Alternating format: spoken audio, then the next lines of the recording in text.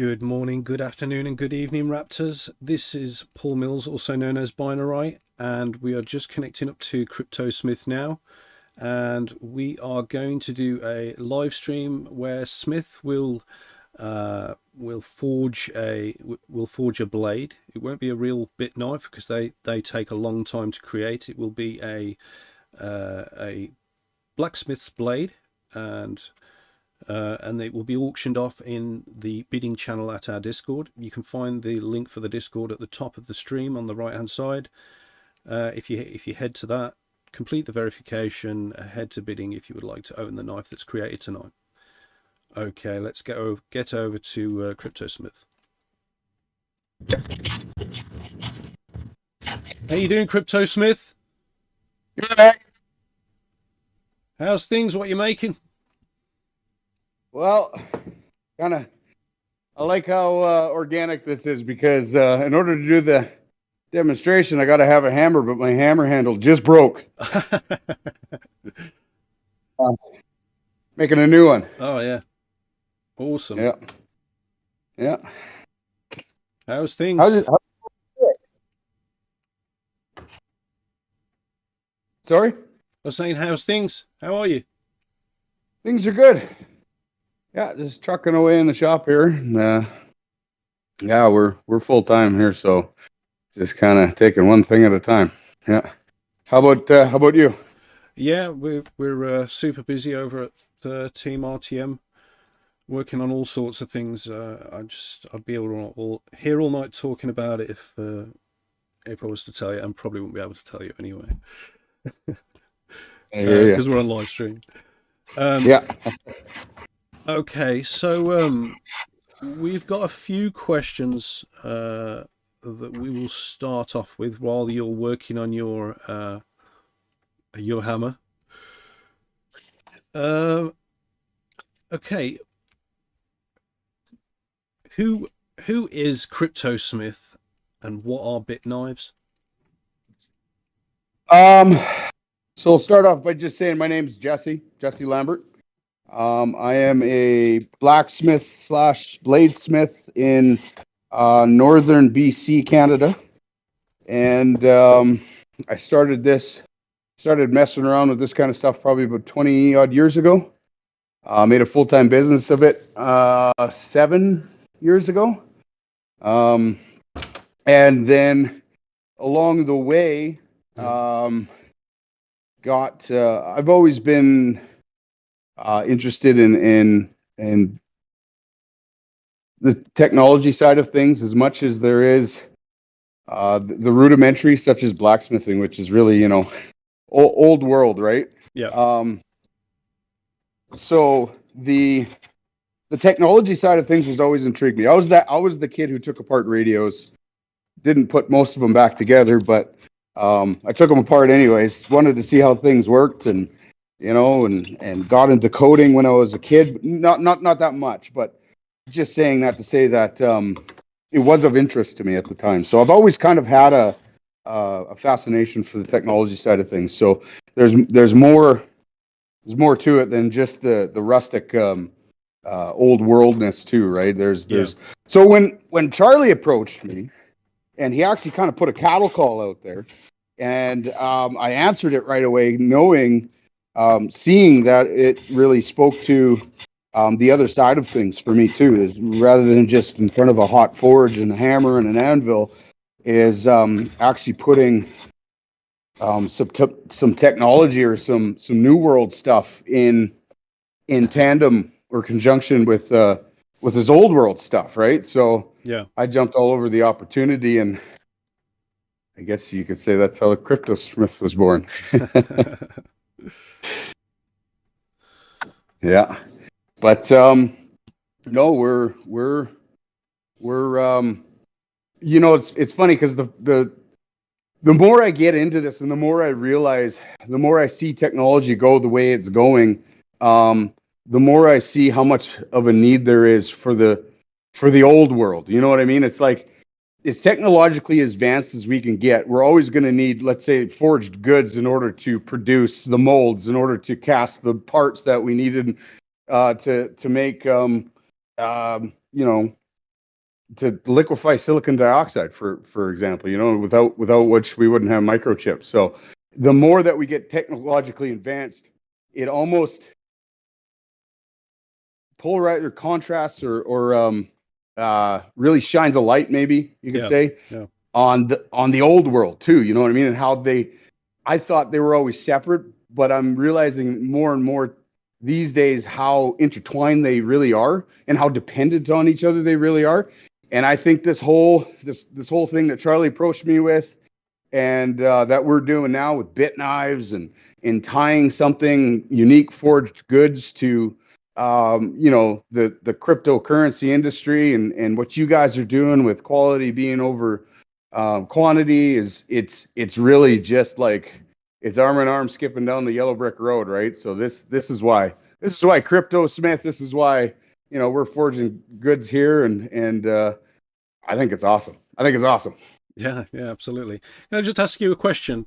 How are you going to secure the end of that hammer? I've seen a few people do it different ways. How do you do it? I mean, I've seen nails, I've seen side tacks underneath and this and that. So what's the process?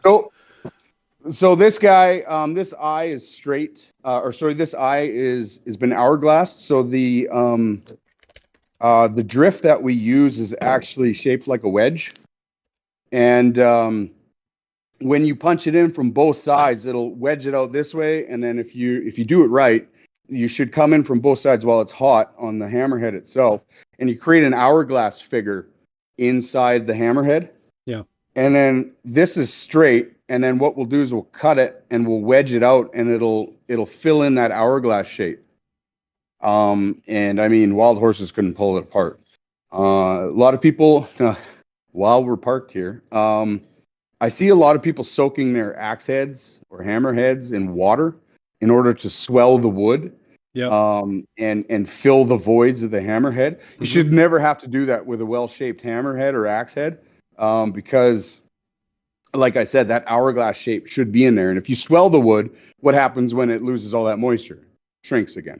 Yeah. So we secure it with mechanical force, the hourglass shape. There are some manufacturers I've seen, like camp axes and stuff like that. They pin it from the sides, and that's I think just really a way to save time on manufacturing processes in order to do away with having to actually double taper the eye, and they just kind of compensate for that with just throwing a pin through the thing, which I mean doesn't hurt anything, and it is double the security, but really I've seen a lot of them break inside the eye at that pinhole, so I don't know how secure it is. I probably got 3 or 4 of those axe heads in here. Yeah. People just bring in because they've broken. But yeah. So what are we gonna what's everyone going to expect from some of these Saturday live streams that we'll be doing? Oh, my hope is to really just drive up the not drive up rather, but add to the interaction. That really what's really brought me and kept me. I came for the currency. I stayed for the community, and I just kind of want to feed back to this. And I think whatever the details are, really the principle is just to give back or interact, I guess, maybe even with the community in such a way where we all kind of show what we bring to the table, and just kind of put it on the community table and just have a look at it and have fun with it, or whatever. I don't know. So to outline kind of what we've been talking about, this could change, and I hope it does, because anything good, it always, in order to grow, has to change. But the initial idea is really just to kind of bring you guys into the shop, bring you into the process of some stuff, really just kind of interlace everything with the community into the shop, and have some transparency for myself as well. as well as make tokens live and actually be able to auction off or sell or whatever. I don't know how that works, but in any way, shape, or form, you know, we want to reign too, right? So that's all kind of all part and parcel of just an overall. Let's open up the shop to the world of RTM and have some fun. Cool. Sounds good. I'm going to turn on the tool here.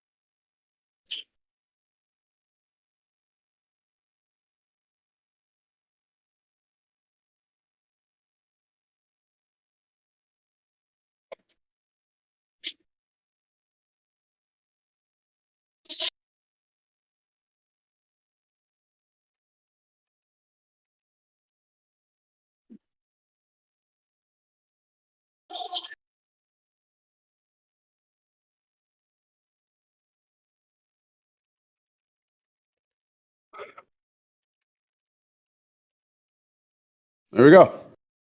Awesome. So we're going to go and slit this and put a wedge in it.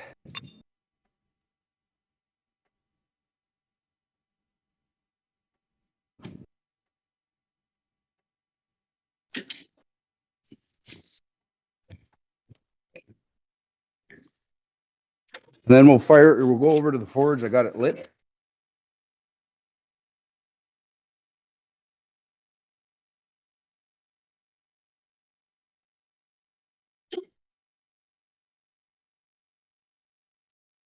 So I don't know if this has ever been shown. Maybe people already know about this, but I remember when I was a kid, my grandfather, he blew my mind when he set an axe head by hammering from the bottom, and it actually drives it up. And anybody who's familiar with physics knows it's because the hammer weighs so much, its inertia wants it to stay in one spot, and the handle doesn't weigh that much, so it'll get driven down even though gravity is saying otherwise. Anyways. So you don't lean the hammer on anything, you literally just whack the wood. Yeah, you literally just, and like right now, like that head's not coming off. Yeah. So I don't know what I should do here for a wedge. I've got some white ash. I need the grain to run properly.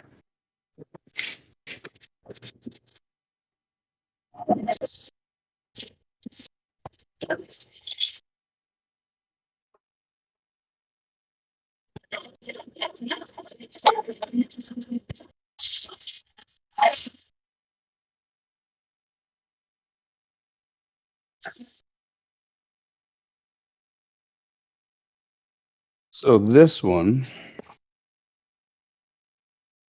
I am gonna hit from the top and get some glue in here. And then we'll get over back to the forge here. This is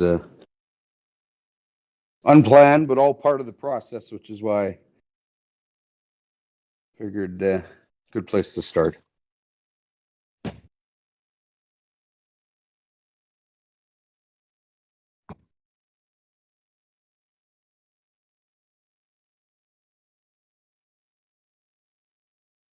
We'll head back over to the forge, actually.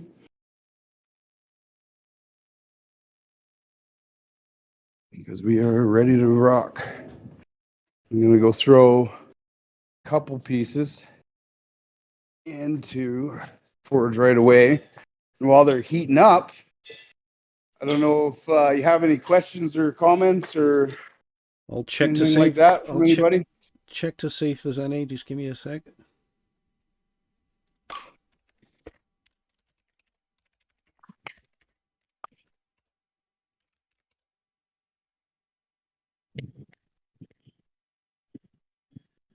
I'm gonna go cut this off. Just wait here. I'll be right back.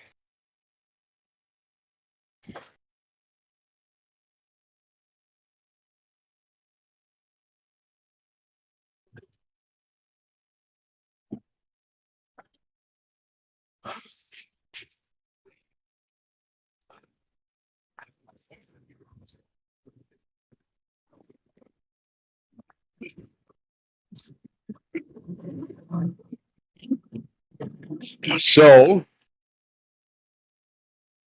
one of the things that fire burning wood does is it actually stabilizes it. Burns the lignins out of the wood, Yeah. which is what your moisture reacts with for the swelling and contracting. So the burning is not just for looks; it actually stabilizes your wood. And it looks cool. What is the wood made? What type of wood is it? So this is white ash. Oh yeah. A buddy of mine downed a few of his trees in his yard there a couple of years back, and came and gave me a couple of the logs, and I've been milling it up for tool handles ever since.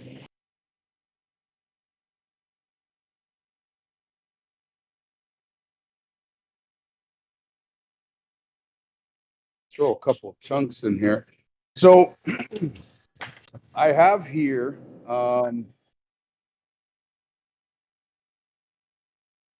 block of Damascus that we put together. It's just soaking in kerosene, and kerosene just acts as a hydrocarbon flux. Okay. So when it goes in, it will it'll create a carbon soot that covers everything, and so it protects it from oxygen. You can see here all the different layers. I think this put together here will give us 56 layers. Yeah. And then we can double that as many times as we want. I think 10 doublings gets us into, or 10 tenfold will get us into the million range. We won't go that far, but it happens quick.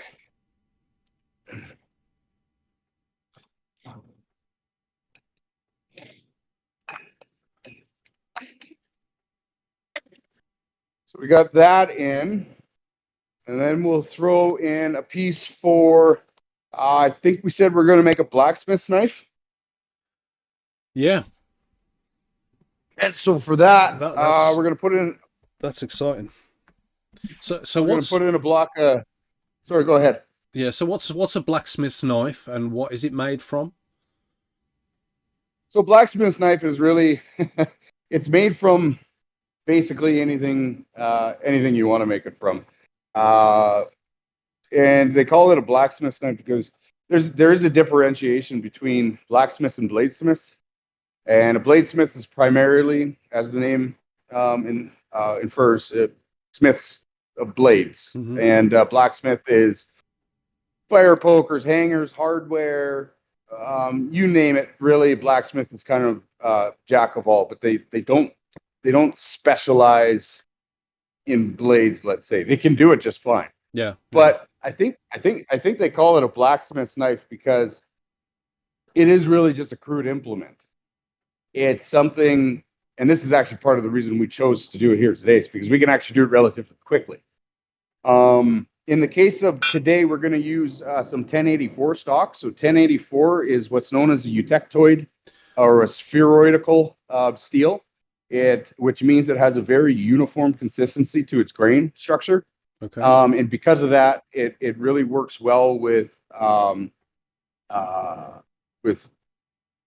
it could act like a good spring. Mm-hmm. So plastic deformation is high, its yield is high, but its strength, it can keep good strength while having good elasticity. So It's a good steel, especially for the blacksmith's knife, and that might come to light as to why elasticity is important.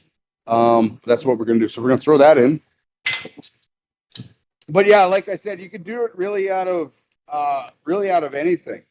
And it all depends what you want the end result to be. I know for a lot of blacksmiths, bladesmiths, they'll use anything from spring steel out of an old car spring Yep. to the highest alloyed steel that there is out there, and it's really it's what either the end result, the end user would like to see in a blade, or it's whatever you kind of have on hand. Okay.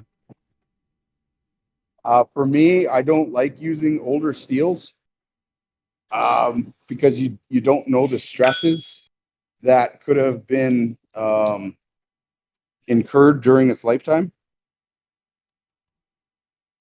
And so because of that, I try to use newer stuff. Not try, Yeah. I do. For tools and whatnot, like this hammerhead was actually a piece of railroad. Yeah.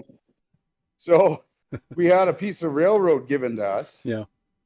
And we cut off the top part, Mm-hmm.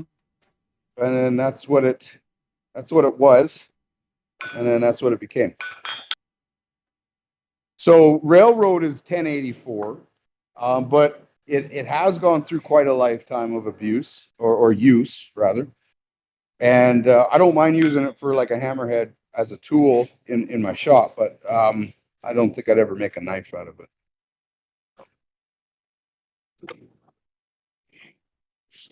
So yeah, 1084, good elasticity. That's just like the railroad ties because they have to be elastic essentially. Fun fact about railroad ties or railroad, sorry, is they'll install a 50-foot piece of railroad. They'll thermal weld one side, and it'll be 2 feet short on the other side. And all they do is just run a couple torches along that, and that sucker will grow 2 feet. Yeah. Over 50 feet of length. It's insane. Someone has just sent a question. Have you ever made a katana?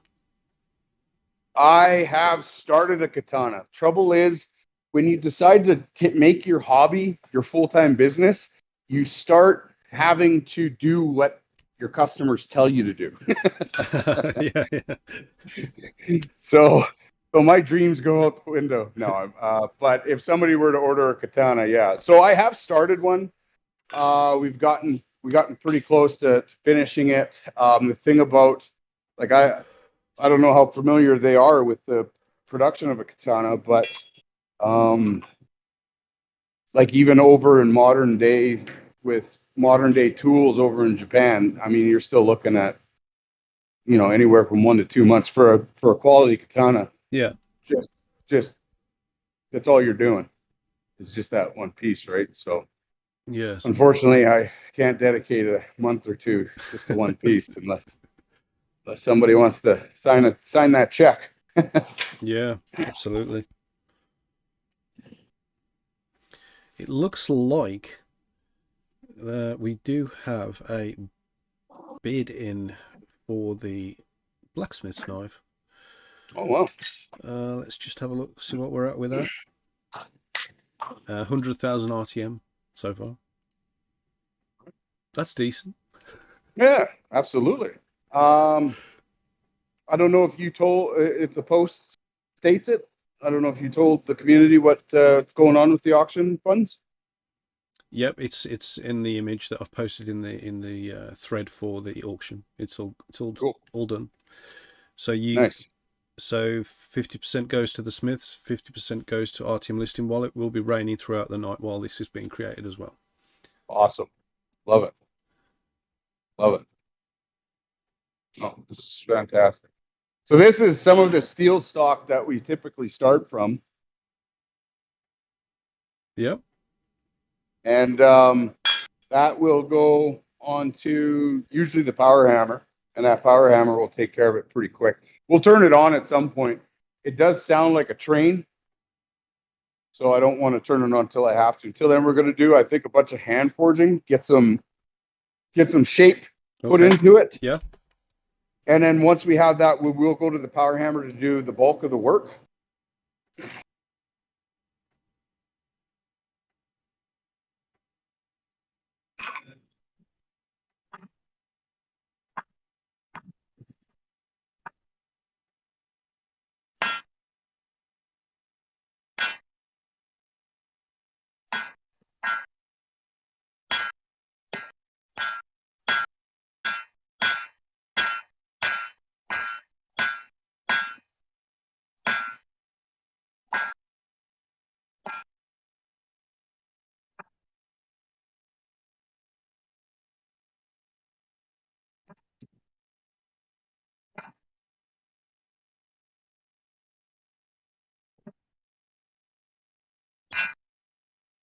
I don't know how well that's showing up on film, but when you hit it hard enough and fast enough, you do what blacksmiths call lighting your piece. So you can actually put the kinetic energy from your hammer. You can keep your heat up. Yep. It requires speed and power, though. It'll tuck you out pretty quick. Granted, I've been getting a little lazy from using the big sow all the time. Harry's been a blacksmith on the old joints in the hands and the arms. You know what? I haven't, other than the back of my shoulder. Yeah. Right here, right beside my my shoulder blade. That feels it after a bit, and it makes sense because you're trying to really just. It's almost like you throw your shoulder forward too. Yeah. So, other than that, you really just let the hammer do the work, and it's not as taxing as you would think. Not as taxing as I would think. I know getting into this whole thing.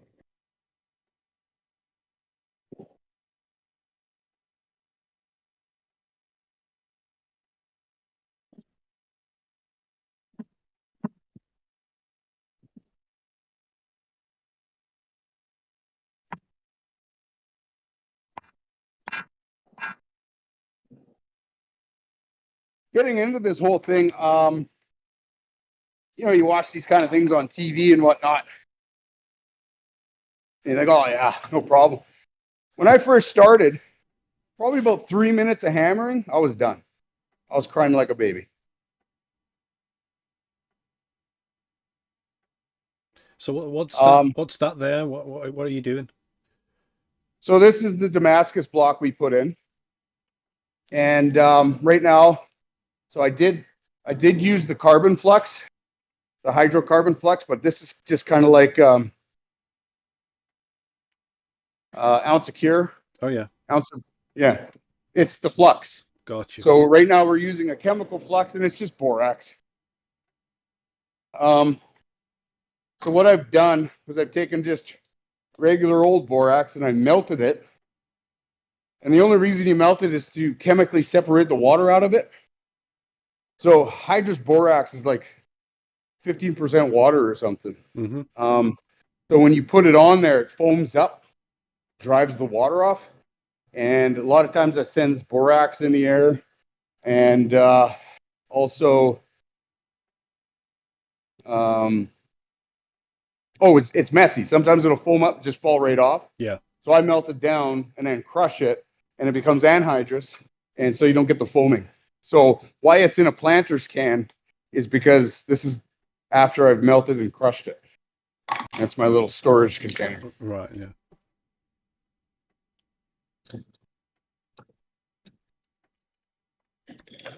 Did the wife tell you that you needed to wear that hoodie?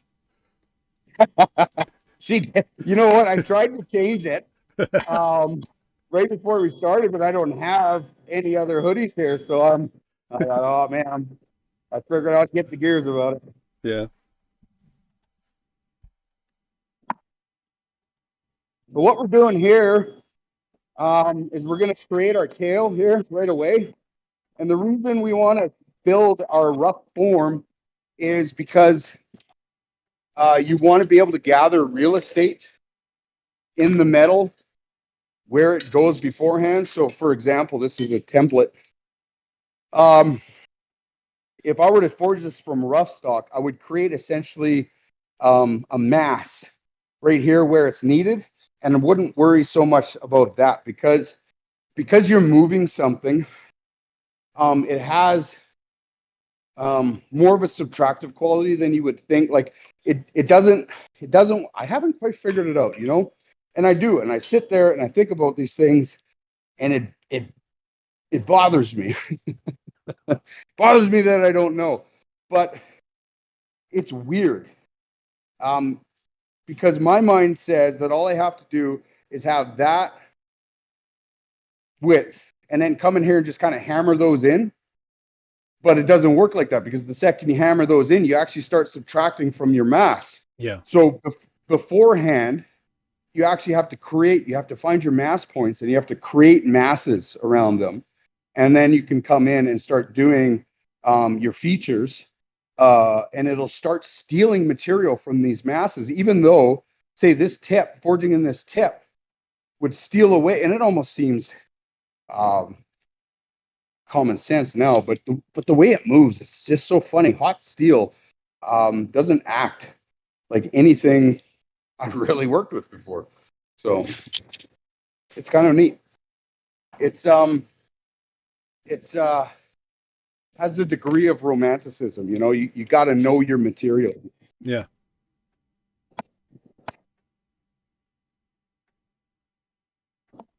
So, for example, right now, the mass I'm creating, I'm not actually trying to gather material. I'm just trying to isolate.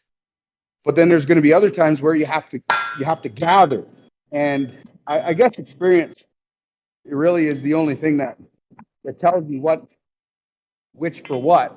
But I don't know if you can hear me while I'm hammering. Maybe I should wait till I'm done. I think Discord cuts out the sound of the hammer, but every time you speak, we can hear that. So we can't hear the actual hammering, but we can hear you talking, no problem. It's really? it's the noise suppression that's built into Discord. That's pretty cool.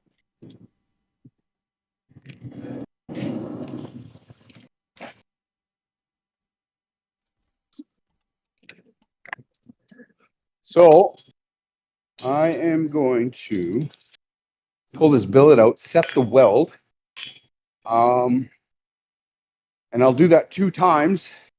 And as soon as I'm happy with how that weld is set, we'll turn on the power hammer and give it a good squeeze. By squeeze, I mean a hit, because it's a Newton force. It's not a slow pressure. Right. Okay.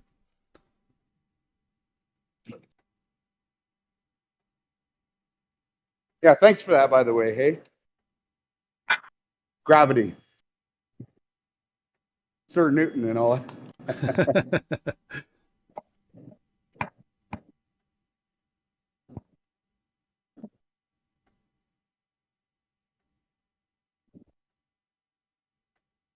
Oh, I figure I should answer a question while I'm here.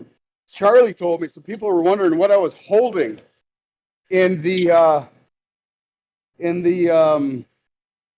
TeamRTM image. Oh, the When image. I had yeah. So this is what I was holding. Of course, the head was just behind.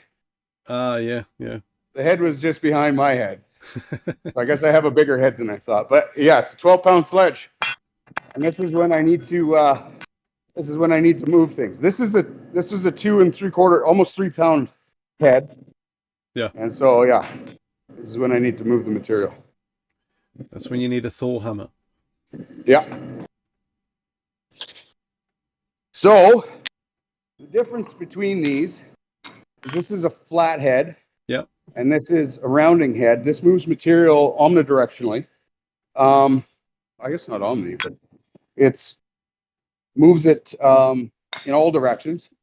And this guy is really, it's got a slight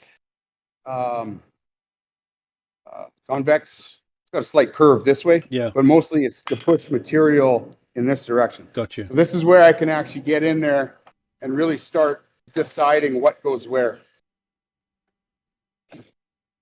So in this case, I actually want to start building the heel of the blade. So I'm going to go in here and I'm actually going to push this material towards the heel. Yeah. And I'm going to try and push it out that way. But again, it's not about trying to push. It's actually about trying to isolate by taking away. You know what?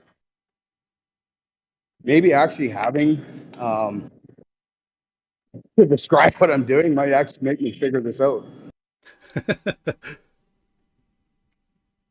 of like John Daly in the PGA. He says, you know, I don't know how to break down my shot. He says, I'm a field player. You know what I mean? Yeah. I feel it. I hit it. It's good or it isn't. That's it. Fully organic. Yeah. All right. So this is the Damascus billet. My son and my daughter are actually here right now. I'm just going to get them to back up because this does tend to spray liquid flux, which is approximately 2,000 degrees hot.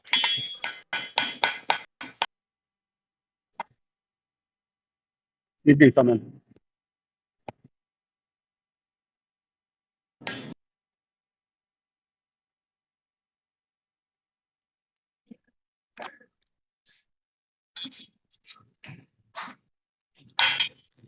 So the next one, we won't have quite as much liquid flux, and we'll give you a better close-up shot here.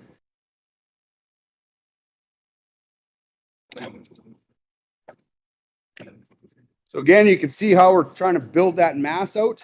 Yeah. We're not too concerned about what we're taking away so much, as long as we get that mass, and we'll go about it in different ways.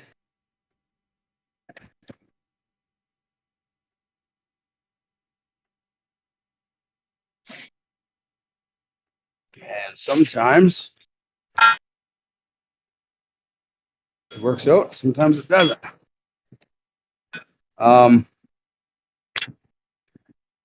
Specifically speaking to whenever you get these parts that don't really register on any part of the anvil well, you just kind of gotta hope you're kinetic, and that right there, believe it or not, is doing something. And we just kind of have to keep it up, believing that it's doing something, even though the changes are so small. Yeah. You don't really see it until 40 hits later or something silly like that. So there's faith required for blacksmithing.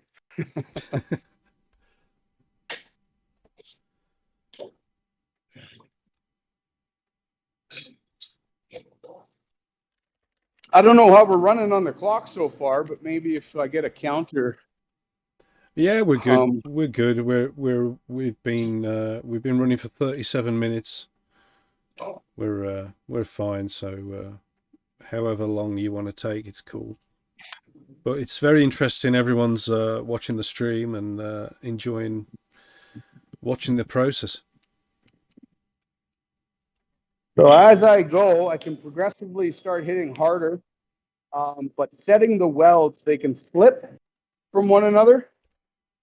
And so up until that point, I want to be pretty careful.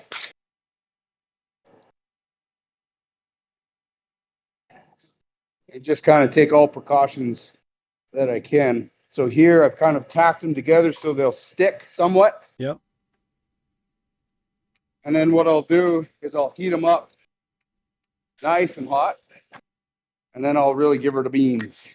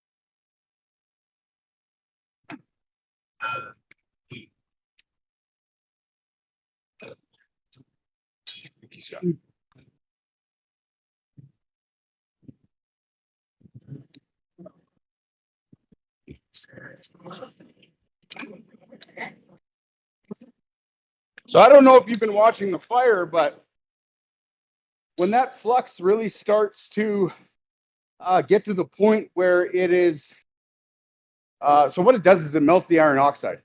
It's acidic at high heat. Yeah. And so it actually starts to liquefy the iron oxide, and you'll see the flames change. And at that point, you kind of know that it's ready to weld. That's, of course, different for coal forging. But yeah. So it's just one of the telltale signs. I think I'm going to go ahead and turn the power hammer on. It is loud. So Yeah. But we'll get that one piece drawn out, and I'll be able to show you some of the top tools we use. in order to, so much like we have different shaped hammers, we have different shaped top tools, and each one has its own respective use. Whether we want to push multi-directional, singularly.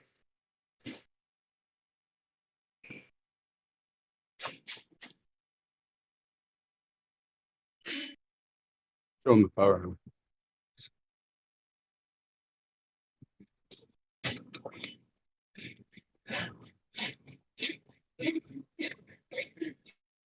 That thing looks highly dangerous. Yeah, it can. It has its hazards for sure. Yeah.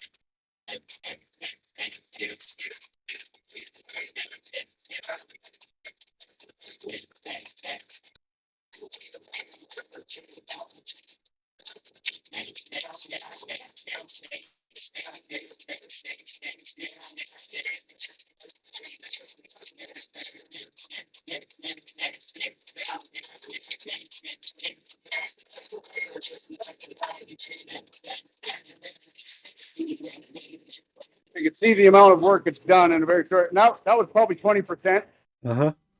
20% full power. I was feathering it on that one. Yeah.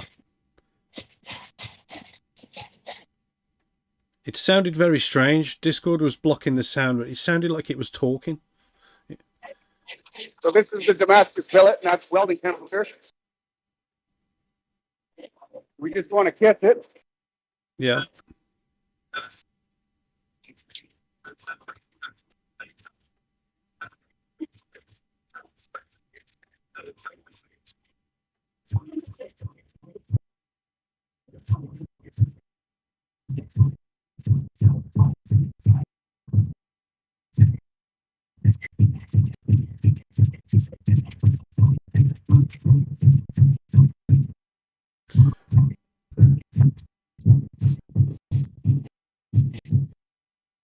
Apparently the power hammer needs a name if it doesn't already have one. The power hammer needs a what? It needs a name. Does it? Does it have a name? Not yet. I haven't. I have been. I'm a true believer in organic. So at some point, organically, she'll earn her own name. Right now, I just call it a Sal, but I think that's really out of default. Not so much because it's earned Big Green, but again, I think it's just default. Yeah. One day she'll have earned her name. But yeah, I definitely believe in names happening organically.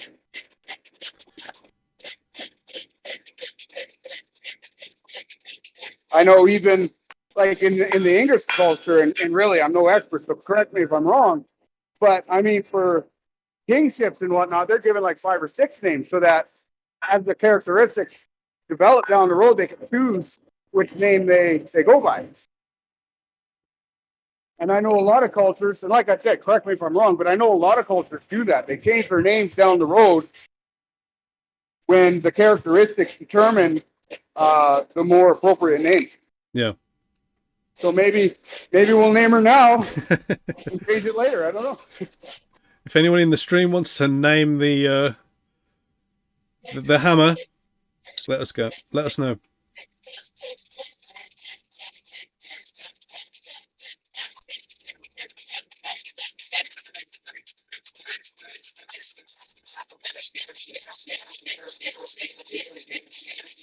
Sounds like it's saying Nick.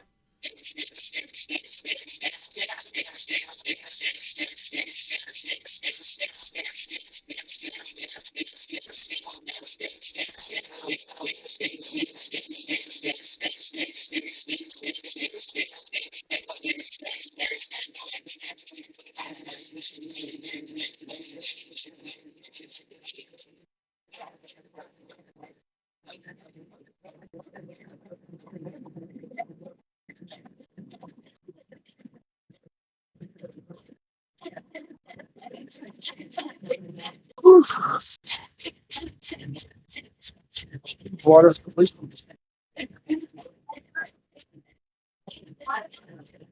Pick up.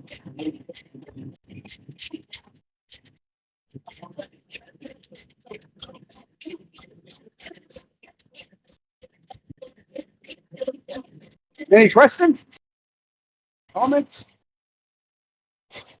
I don't want to leave anybody hanging, and I'm No, it's cool. We're it's kind of loud, the machine is, but yeah, I think I'll come back to the place here. I'm just getting this ready where I can basically shut it off.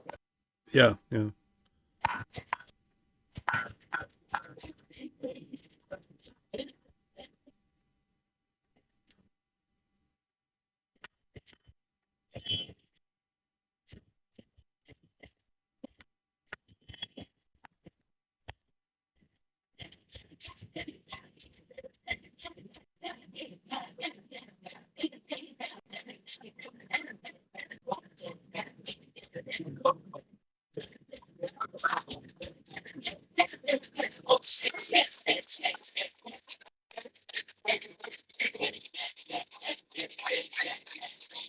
Come on up.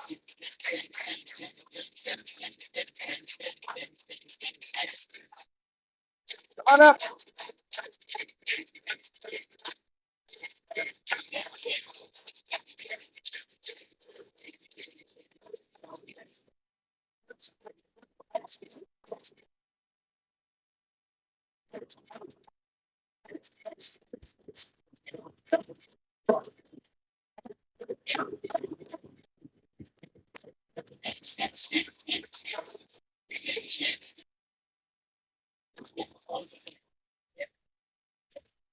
So we'll throw one more heat on this. We'll get her cooking hot. Yeah. And we can turn off the hammer.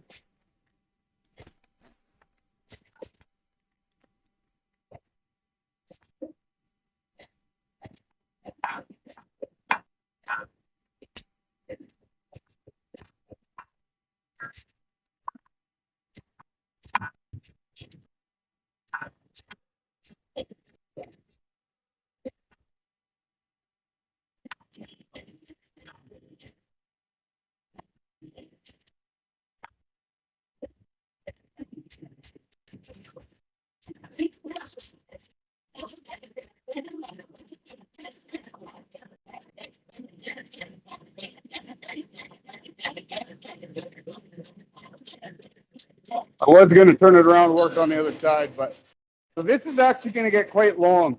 Okay. We have to fold it back and curl it in. Yeah. So we basically need double the length and then a little extra bit.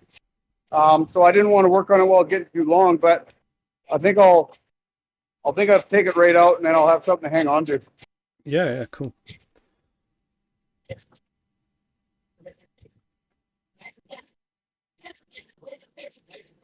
So my forge looks pretty ratty, I guess you could say. It is old. Is it? But I like it. Yeah. The way it is. So does it run on gas? It does. Yeah, it runs on LP. Yeah. Liquid propane. Gotcha.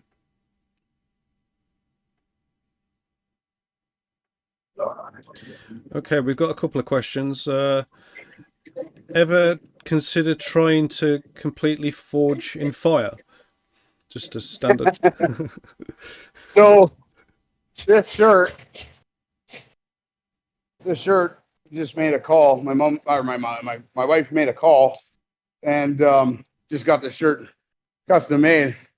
And because of the ease of it, I was going to go ahead and call my friend there and say, you should make me a shirt that says, yes, I've heard of Forged in Fire, and no, I'm not competing, or something to that effect, just because it's such a common question. But yeah.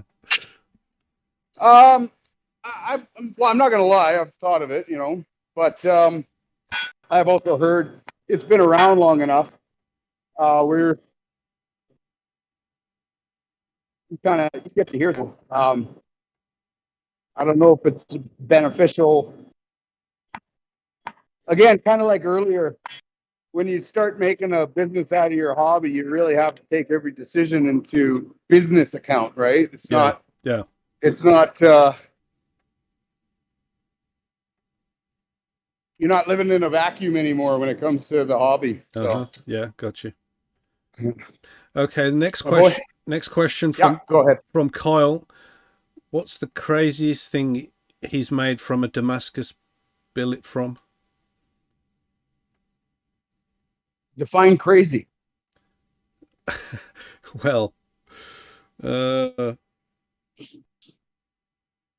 talking about the Raptoreum community here. That you know what I mean. It's probably best not to ask them. I would see that I've made so far. I would probably say like for design wise and obscurity. If we're defining craziness as obscure, design wise, I would probably say the knife that was for C4, the Death Kiss, I believe.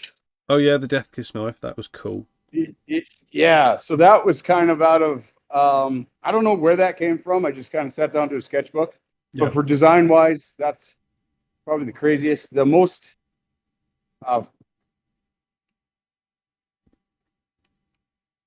craziest involving amount of manufacturing.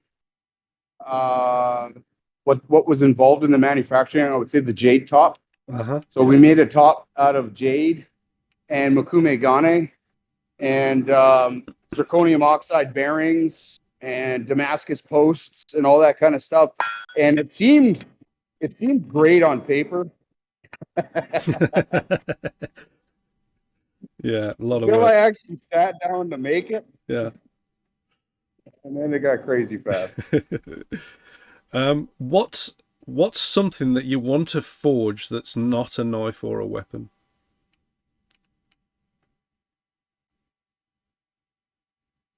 That I want to, or that Yeah. I have, or whatever. Well, Doesn't matter. it says want to, but I don't think it matters. Okay. Go with want to. I've had quite a few ideas over the but not a knife or a weapon. Geez, that's a hard one. You're gonna have to let me think about that one. I got to turn the hammer on again.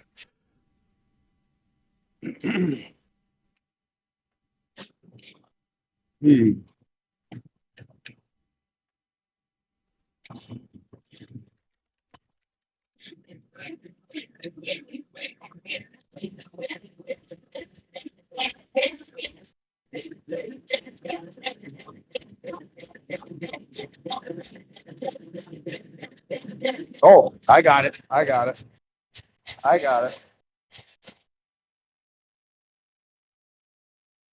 You can come in for a close shot. It'll be dry, so it won't spray too much. Got to feed the people. Feed them the good shots. Come on in.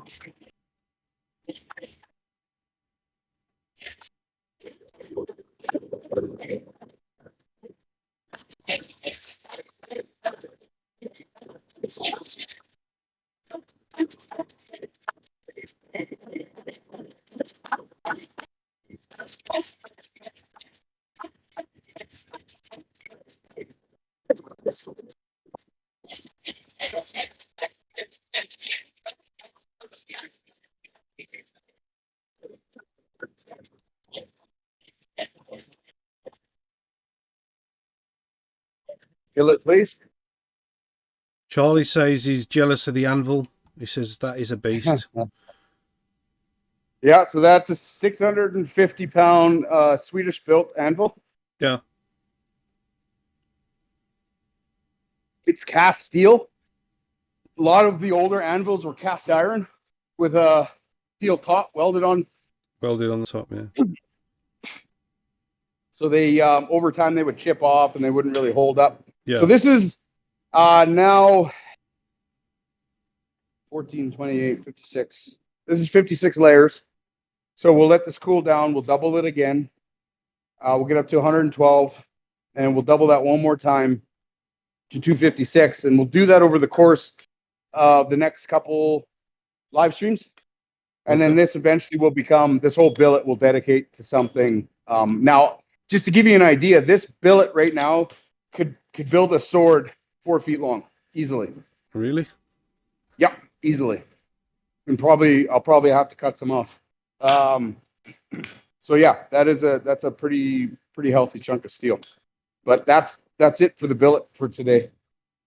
So that is going to be made into what? Is that going to be a sword? I don't know yet.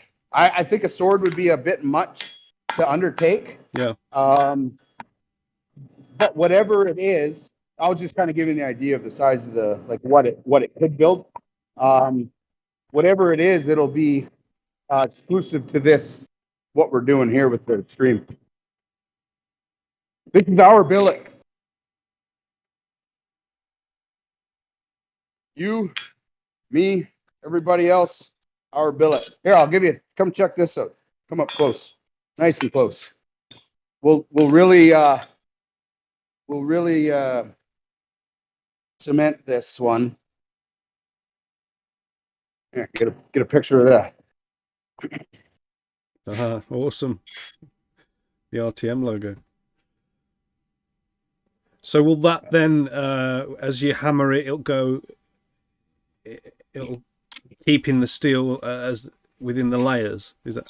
If I time it right now, we'll flatten this out and that'll go away.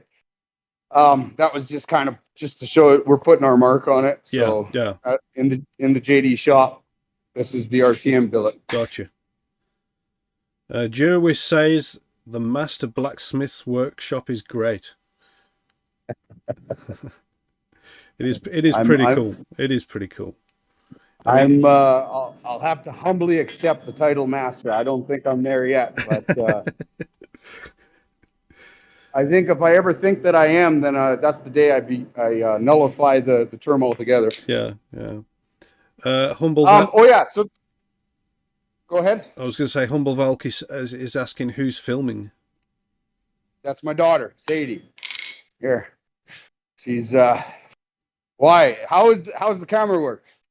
That's my daughter and that's my son. They're helping me out today. Oh, awesome.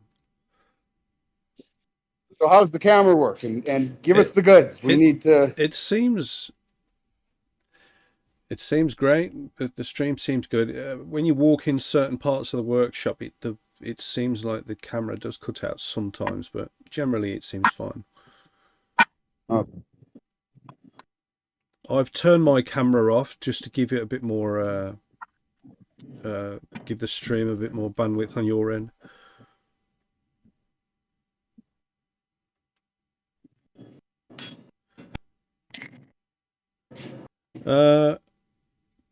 Kyle is asking, how did you get started with blacksmithing? Okay, I'll answer that question, but first, the craziest thing or the Damascus that's not a weapon or whatever that question was? Oh, do that one then. Okay. What was the question? With this new one or that one? No, the last one. What is the craziest thing, or what do I want to make out of Damascus that isn't a weapon or a knife? Yeah, what's something you want to forge that's not a knife or a weapon? Is a cold storage wallet. A cold storage wallet. So make the case, buy the guts, and then make the case and all the fittings and everything out of Damascus and Makume. Yeah. So that's something that actually I've been looking into quite a bit for some time here, and just kind of looking into the logistics of it. It is it's a little crazy of an undertaking, but yeah, I think it'd be super cool. Again, just a way to meld the old and the new school, right? Yeah, absolutely. That's what it's all about. Okay, blacksmithing. When did I get started? How did you get started with blacksmithing? By being cheap. I'm frugal, I guess you could say. No, I'm cheap. Let's call it what it is. The nice thing about using, first of all, to buy a piece of steel like this from the supplier versus cold rolled milled steel is Yeah. way cheaper to buy this. Yeah. Way cheaper to buy this. This will probably draw out, if I do my math correct, it's about 5 pounds. You're looking about, so for a 2-inch bar, you're probably looking at about 8 feet of steel, maybe 10 feet of steel for this guy at a 2-inch wide bar that's a 1/4 inch thick. So, and I paid as much for this as I would have, I can't remember how much I paid, but it was really cheap. And so whenever you're working when you're working with bar stock, you cut out of it, and then your waste is your waste. Yeah. And you can't do anything with it again. But when you blacksmith, you can actually take those little pieces and do something with them. But furthermore, you don't even have to have the little pieces. Like what we're going to do here today is we're actually going to take this piece and we're going to forge a finish knife with no waste. Other than we have too much here. I don't want to make that big of a knife. Right. Other than that, though, there's going to be relatively no waste. So blacksmithing allows you to really use everything to its full potential. Cool. Did that answer it? I feel think like so. I went off. No, that was brilliant. It was nice and in depth, just what we want.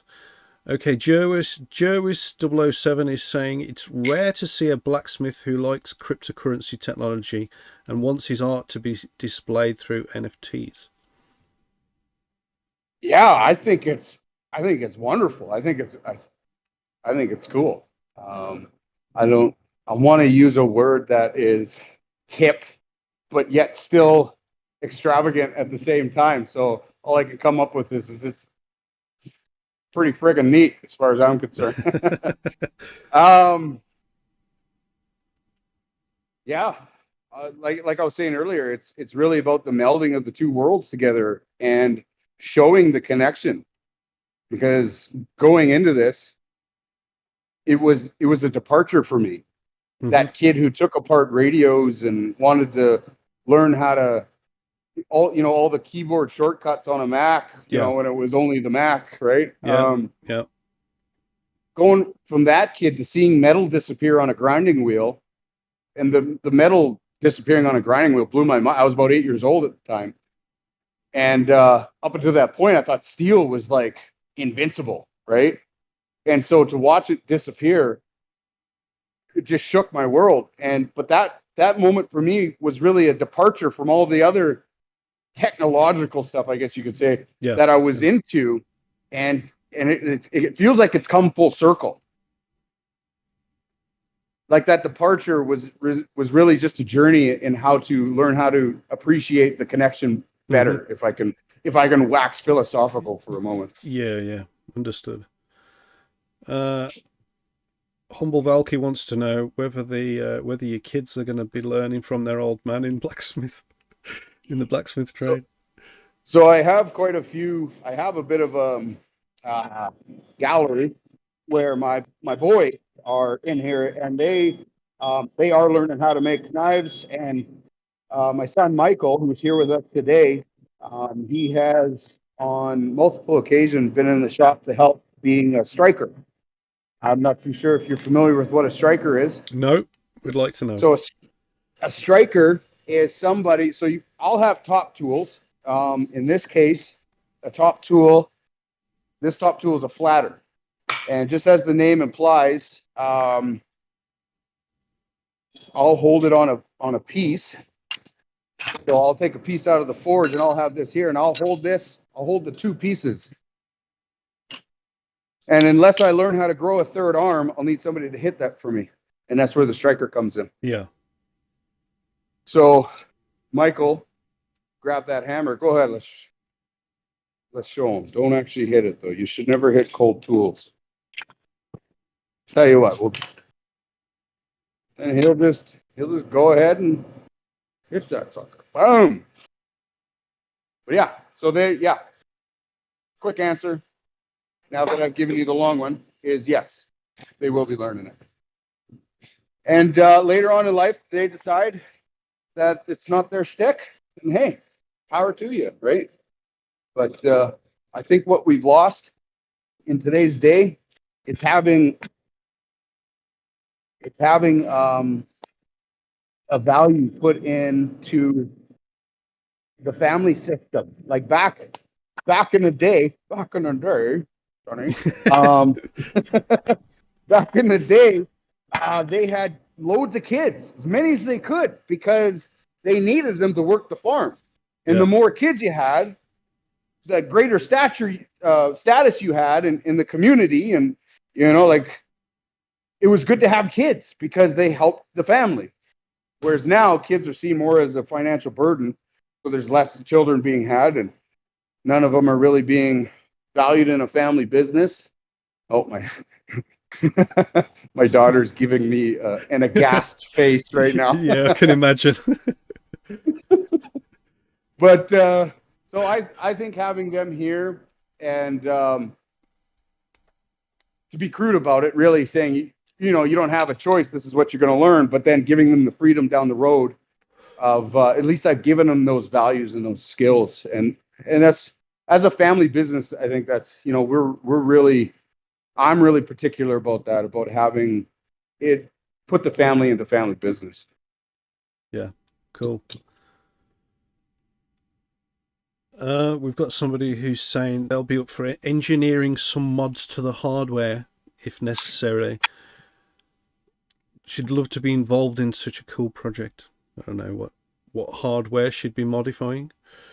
For the cold wallet, I would assume. Oh, right, okay. So right here, what we're doing, Sadie, if you want to come close, what we're doing is we're pushing this material this way, Yeah, and that's just to widen up our blade. And right now we have probably 3/16 of an inch there. okay. Oh, sorry. 4 millimeters. So it's about 4 millimeters thick at the front, and we're just gonna reduce that down to paper thin if we have to. But that's all material that we can take from it in order to get our width. Or if we want to turn our hammer 90 degrees, we could turn it into length or kind of whatever. So Yeah. really, this is the part I love about smithing, and the fact that it's so therapeutic is that there's no rules. And I think more than repetition or physical, melatonin and dopamine and all that good stuff, I think therapy really comes from just having a sense of freedom. And blacksmithing, you have all the freedom in the world. You could in between hammer strokes decide to go one direction or another and completely change the project altogether. Yeah. I know at times I'll sit and I'll design and I'll sketch and I'll erase and I'll sketch again, and nothing really looks right, and I'm not super happy with it, but it'll do. And then I'll do that for hours. And then there's times where I just come in here with a blank piece of steel, literally just a chunk of steel, and I'll just go at it until it's the shape I like. And I have yet to be disappointed by the end result. Besides, as they say, knife makers don't make mistakes. We just make smaller knives. Charlie says, when I go visit, I am sleeping in that shop. Charlie? Yeah. Charlie. We have cots here. I sleep in this shop on a basis of some sort.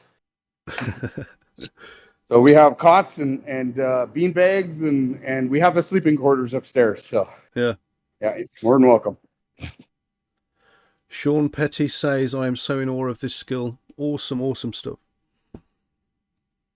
Thank you very much.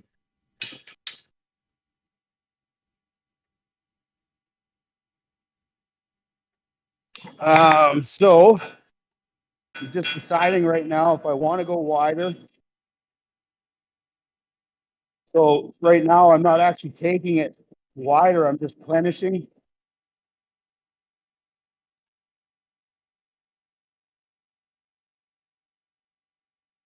And then in that one stroke, I decided I think I want more on the back end there. So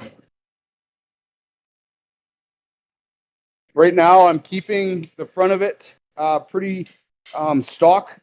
So it's octagonal, or is it hexagon? It's hexagonal bar stock, and which fits really nicely inside these guys. So I'm going to keep that as long as I can.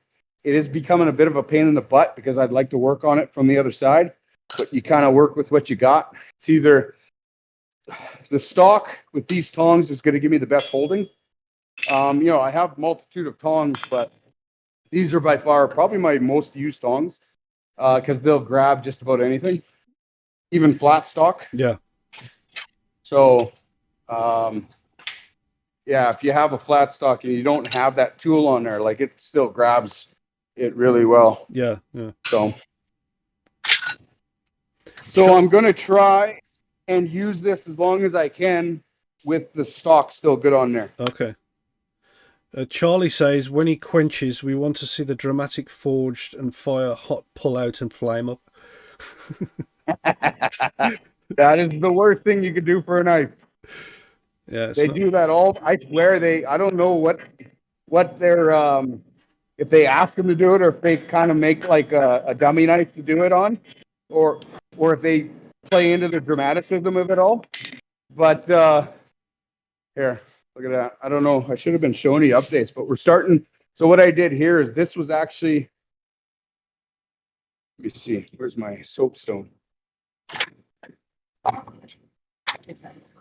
Just for you, Charlie, I'll do it. I'll go get some oil. I was going to water quench the 1080, but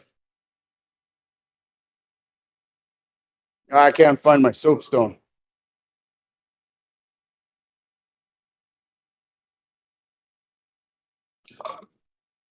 Oh, there it is.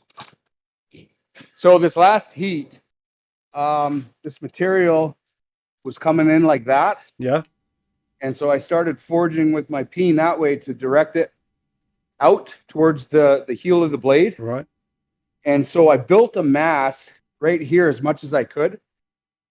And then just came here and I literally pushed that steel that way into the toe. Mm-hmm. And in one heat, managed to fill in that whole corner. So but the funny thing is if I didn't have any mass back here, it would just fold over and create a cold shut. So you kind of, again, I can't really quantify it in any way that's understandable to anybody but my crazy brain. But just the feel of how things go and to be able to do that, it almost baffles me a little bit. Somebody, especially when somebody says, "How'd you do that?" And when all you can say is, "You know what? I don't really know." Yeah. Shim Slade is saying you're ahead of the curve because it's cool to see someone doing something concrete to meld the physical and digital worlds. He says too many people I see are trying to separate them and think it's either or, but the digital is just a stepping stone to the future of both. Digital is not very useful if it doesn't enhance the physical, and more commonly the reverse is coming true. I couldn't agree more. I couldn't have said it better either. That's not bang on as far as my opinion is. Yeah.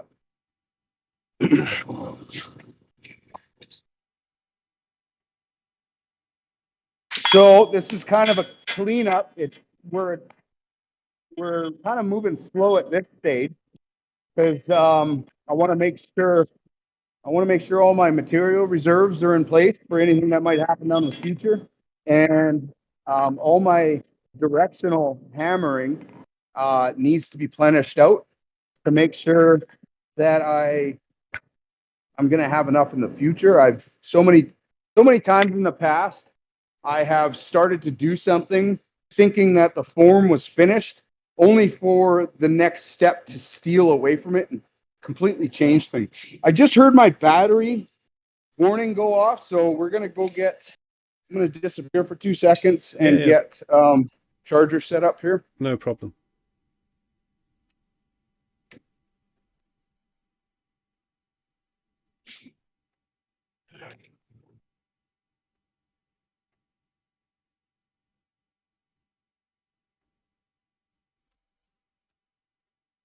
A little quieter. Eh?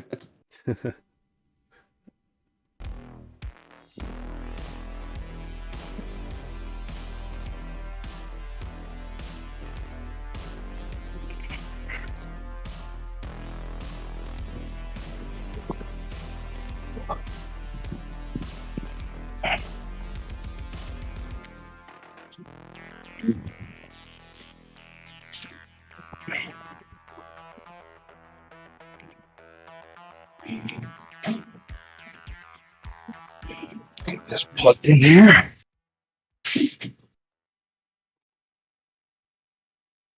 Ah. All is well. Now that I know real estate and the blade for the most part is good, everything is premised out so that I can move forward with confidence. I could kind of have a hard stop.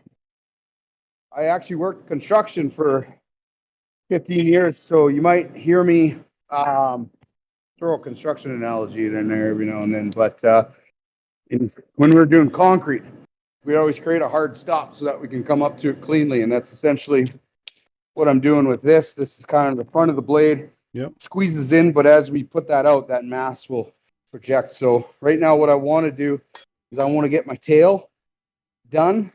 I might have left it too short, but we'll see.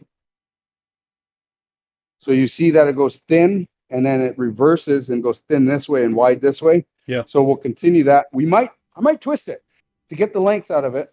I might go square and then twist. I don't know. Is there see what they say.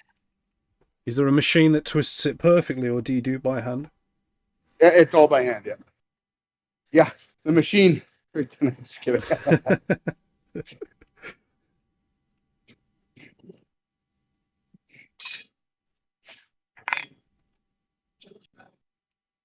So we once had to forge a 2-inch round twisted bar, and that was semi-insane. But I tried every twisting implement that we had, and the only thing that I finally made was this guy. And even then, we still had to put sissy bars on there just to get mechanical advantage over it. But yeah, didn't matter if that steel was white hot. 2 pounds of steel is just hard to bend. So the plastic deformation is essentially the slippage of two planes in the steel. And in order for that to happen, you have to break the crystalline structure. So when you first start twisting, it's hard. The steel doesn't want to actually slip, but once it does slip, it becomes really easy. So Humble's saying, how often do you end up injuring yourself in the shop, and how do you prevent it?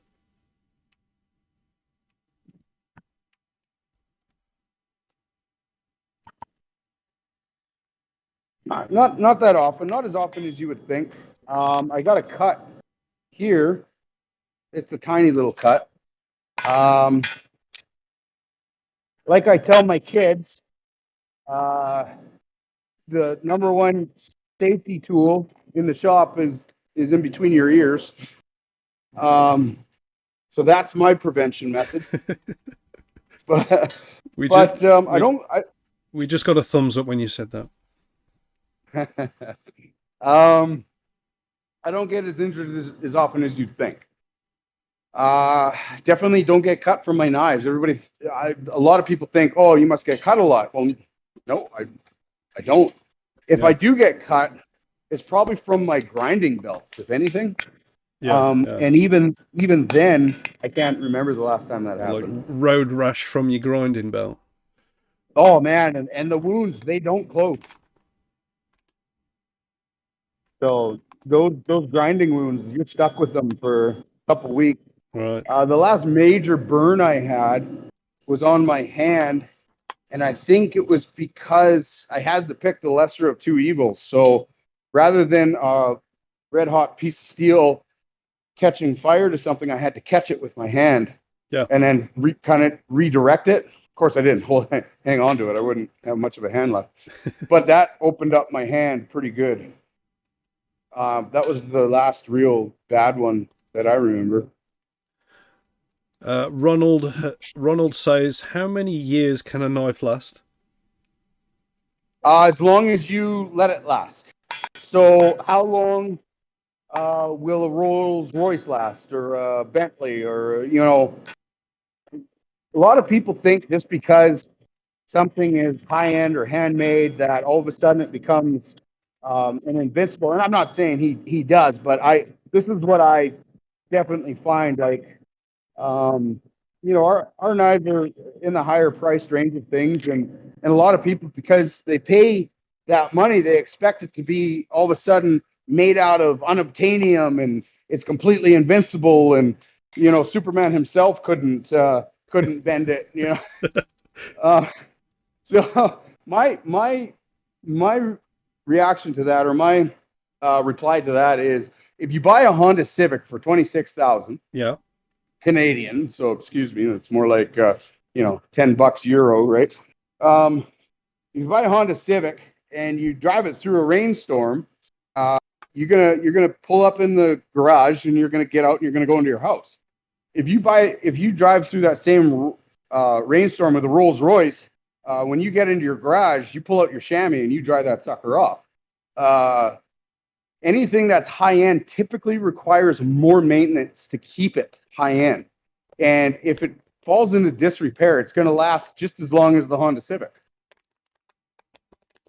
So my long answer to that, my short answer to that, I've given you the long one, is as long as it will last as long as you let it.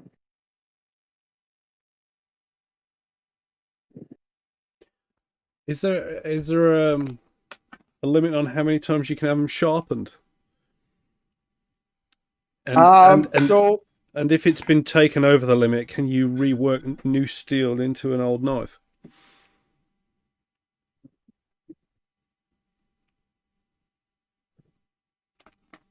Yes.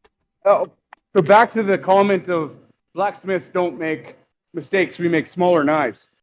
Same thing goes to sharpening. You can sharpen that thing until it's nothing. And I've seen knives come in that are half of what they should be. Yeah. And that's great. Honestly, some people wouldn't have it any other way, and it makes sense. I mean, that knife is organically taken a shape, and over the years, you've learned how to work with the oddities or the intricacies of what that knife has become, and you've learned to love it as such. I mean, human beings are kind of the same too, right? Like, my wife loves me. I still have no idea why, but she does, oddities and all, right? So same with the knife. You learn you learn to love it, and sometimes you even grow to prefer it over the original thing after you sharpened 50% of the blade away. Can you reforge it? Yeah, absolutely. You can reforge just about anything, right? Like, you gotta, like back in the day when steel was limited, back in the day, they'd pull swords off of battlefields, broken and whatever, and they'd reforge them, right? But it's not. It's going to be smaller. It's not going to. Yeah. You're going to have carbon loss too. I guess that would probably be more accurate to the answer they might be looking for. So, if you reforge the steel that's already been heavily worked, are there any implications on the steel itself? If you do it too many times? So there's decarburization, and then there is creating stress. But there are ways around that. There are ways around both. You do typically want to do it in as few heats as possible. I don't know if they're talking about, like, right now we're forging out the handle and we're doing it in quite a few heats. So I don't know. There's decarburization. Every time you get steel up to critical, it goes into solution. Yeah. And if oxygen is present, it will react with the carbon and create carbon dioxide, and you'll lose carbon. And whenever you lose carbon out of a carbon steel, you lose the ability to create carbides, which is what makes steel steel. Otherwise, it's just iron. Gotcha. So there is that, but there is carburizing methods. Like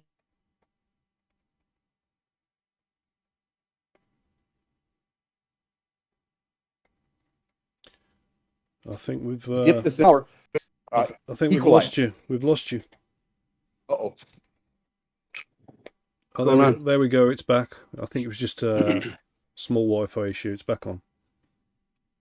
So they I don't know where you lost me, but so steel can decarburize, but you can just carburize it.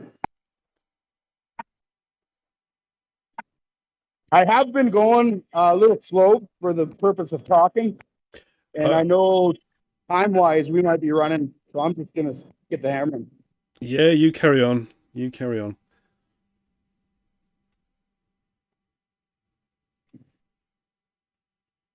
So anybody have anything to say about should we twist this handle or not? What are you saying, guys? What we got? What are we going to do with the handle? A straight loop or a twist? If those are the options, I don't know. I'm talking as as if I know. Are those the No, options? you hit it bang on. All Yep. right, okay. It's a little bit delayed on the chat because we're on stream. Humble Valky say straight. We need another 4 people to make a decision. Let's see what the others say. Charlie's saying twist.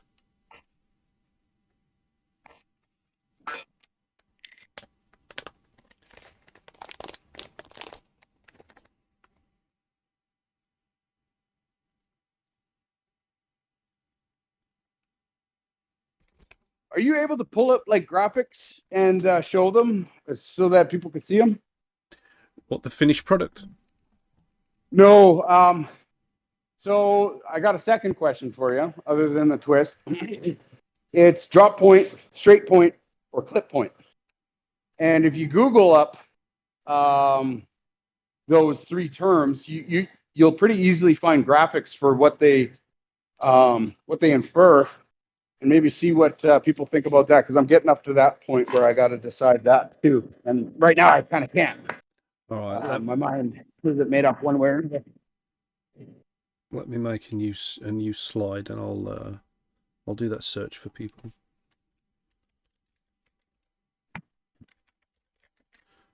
So it's drop point, Clip point, or straight point. There's many more than that, but those are the 3 that I'll present.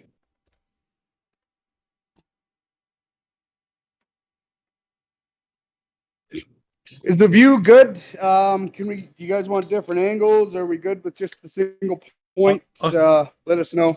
I think we're good. The cameraman's, or the ladies, very good. Everything seems to be smooth on the stream.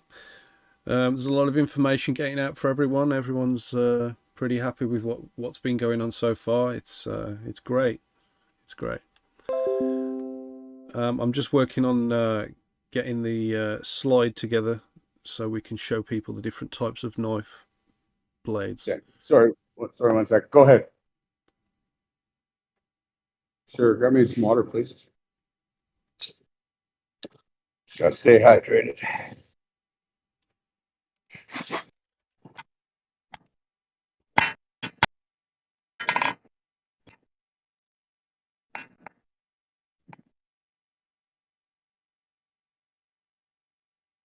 So at this point, I am kind of just biding time, waiting for a decision on twist or straight.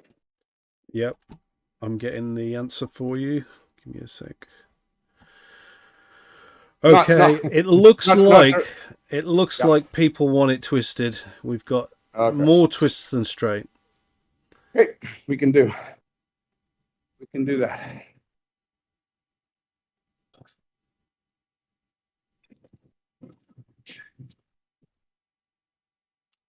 So what I'm gonna do then is, instead of having a flat back, I'm gonna actually get it square.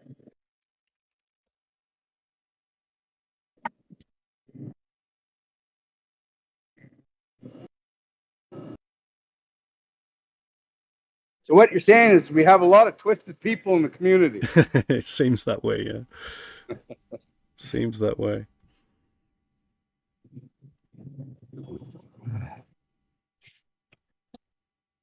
So, Binary, I hate to turn this on you, but I'm kind of curious about you. Who's Paul Mills? Who's Um, Binary? I am just a guy who works on the Raptoreum project. All right.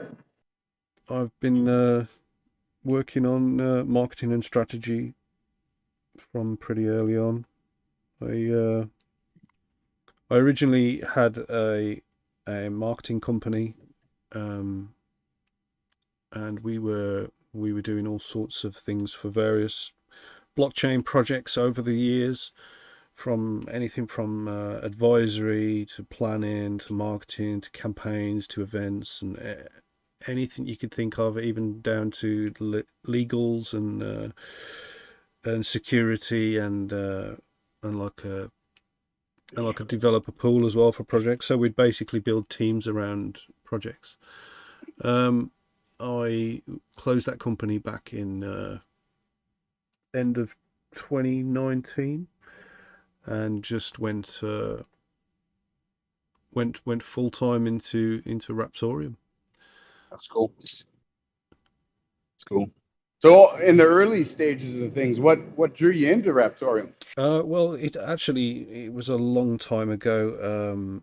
I was really into foreign exchange, and I used to um, work with another company doing trading advice for currencies, and we'd have groups and copy traders and things like that. And I was quite a substantial copy trader at the time.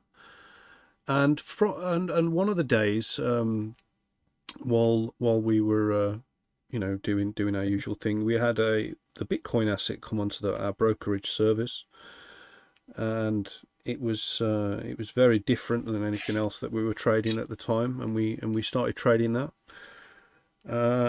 And it's crazy to think we were trading so many bitcoins and it was hardly worth anything at the time. And but anyway, cut a long story short, from the experience in that sort of area of the industry, in terms of currencies, I then started working with other communities in other currencies such as blockchain and other areas, and then we had the between 2014 2017 we had the general build up of the digital markets and the cryptocurrencies, and from that I got the opportunity to build up and work with some big coins. I won't mention names, but yeah, I worked with some decent coins, and then through the company that we created, we were able to gain a lot of contacts as well along the way, and now putting everything into Raptoreum and everything that I've learned along the way in terms of how to conduct a project. There's no corners to be cut. We've had to do everything properly. We've put the community first. We're totally transparent, and the main thing is with a project is you need the trust.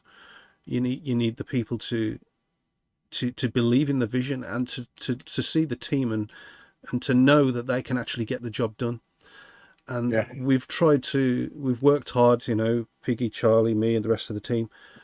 We've really worked hard in order to get the dream team in place to make that happen. And we've already proven that we're successful with the recent futures release and the way that's working and the additional power that gives to the chain for when we release assets and smart contracts. So it's exciting, definitely, and it's just a matter of time before things start heating up. We've got some great things coming up. I can't really talk about them right now, but It's Yeah. certainly exciting.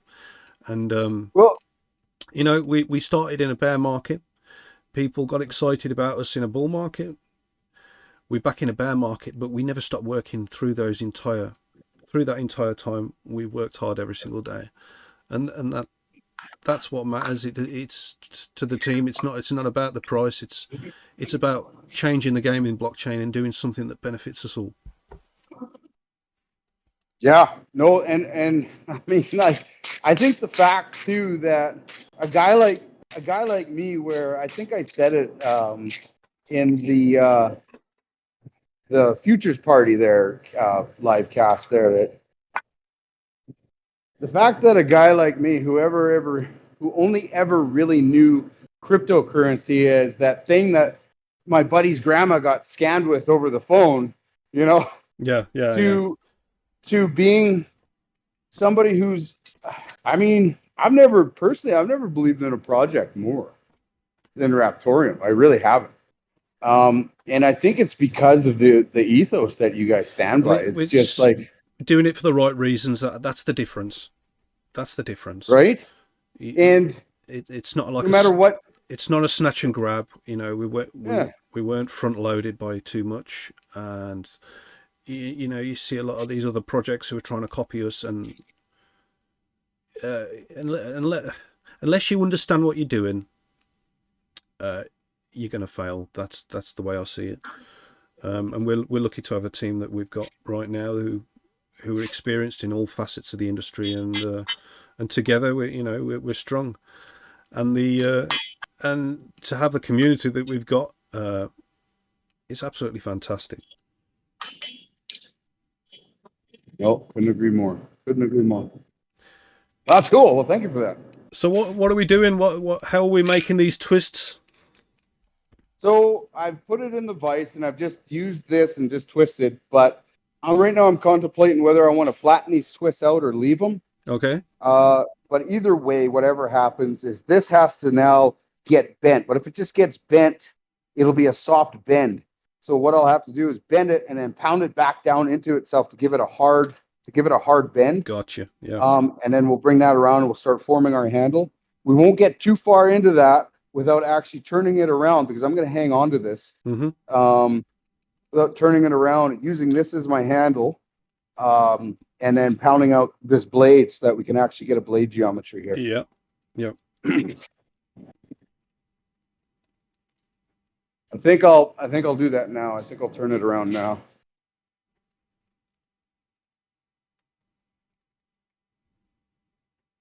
You have to be very careful not to do that action, putting it in water like that without giving it some time to room cool on its own.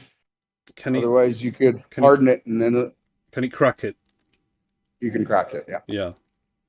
You know, I gotta say, you sound knowledgeable in a lot of this stuff. I gotta ask, is there any background on your end of?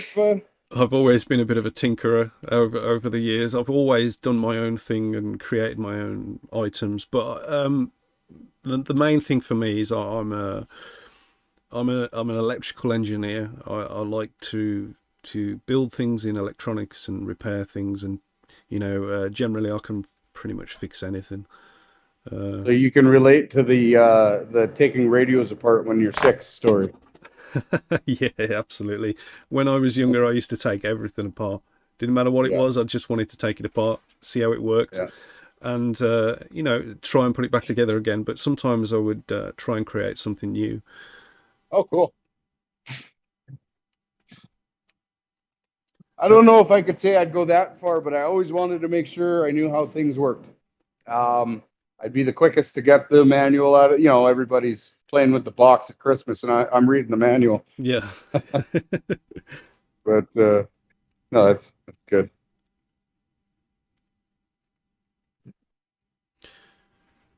Yeah, that hammer that you've got there, it sounds like it's talking to us when it's turned on. Yeah. Yeah, it has it definitely has a heartbeat. And so this hammer actually comes from a fella who moved from Switzerland to here, and he brought it over with him in a sea can. Yep. And I got to meet him. So my wife is in a knitting guild. She knits. She's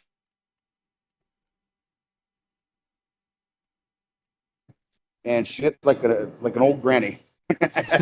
She loves it, which is great. I mean, I get free toques come wintertime, you know. Yeah. And honestly, the stuff she makes, I mean, I don't even think she realizes just how mathematically inclined you have to be to knit. It's crazy. I saw one of her patterns, and I was always pretty good at math. You know, I wasn't no dummy when it came to math. I'm not gonna. Looking at one of her patterns, I was scratching my head. It was quite insane. It looked like calculus. I suppose it's So just right now, as I build up the heat in this mass, it's also transmitting heat into my handle. So it's a bit of a dance.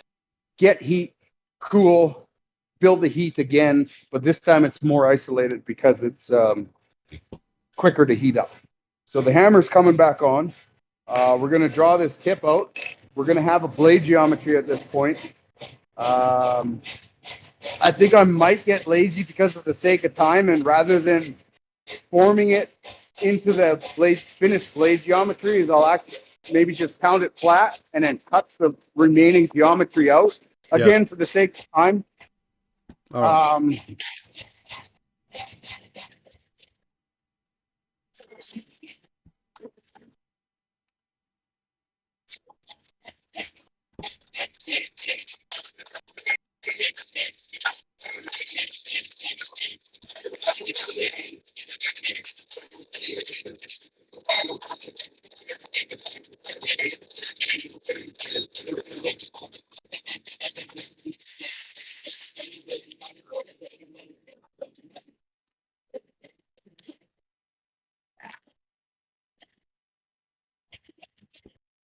Or just make a big one. I don't know.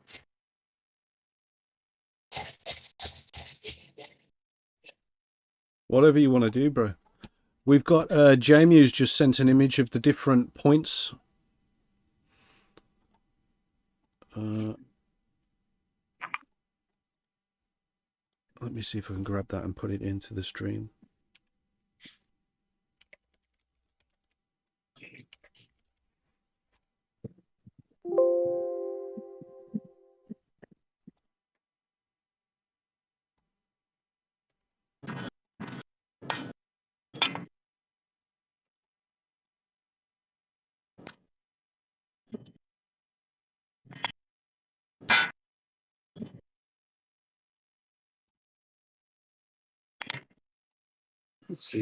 Let's see. That's kind of a little vegetable cleaver knife type of thing. Oh yeah. Depending on, so we're kind of at the decision point for the type of tip we're going to do. I'll just keep drawing out my bevel, but I don't know where we are with making a decision on that. Okay, so we've got the tips on the live stream for everyone at YouTube. Now the tips that we had the choice out of was a I don't think it was any of those, Jamie, was it? He's got normal straight, trailing point, clip point, talon, drop point, needle point, spear point, sheep foot blade, dagger, Warncliffe, American Tanto, Spay point, Japanese Tanto, DAO blade. What are you saying? I think we'll stick to we might even throw spear point in there. But I think we'll stick to clip point. Okay. Straight point or clip point. Clip point. So maybe we'll get rid of clip point too. All right. So we'll do straight point or drop point or drop point or spear point. Straight, drop, or spear. Okay. All right, we'll get the answer from that very shortly.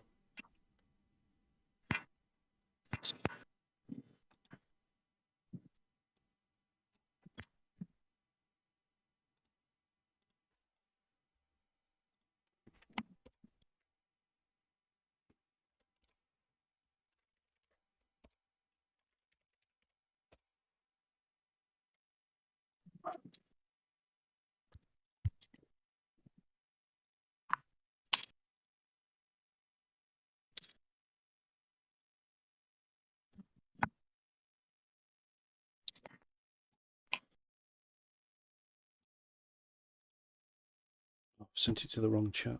Give me a sec, man.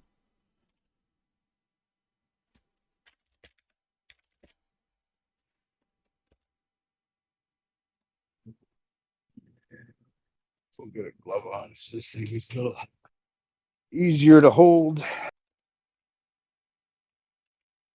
You gotta know when to hold them.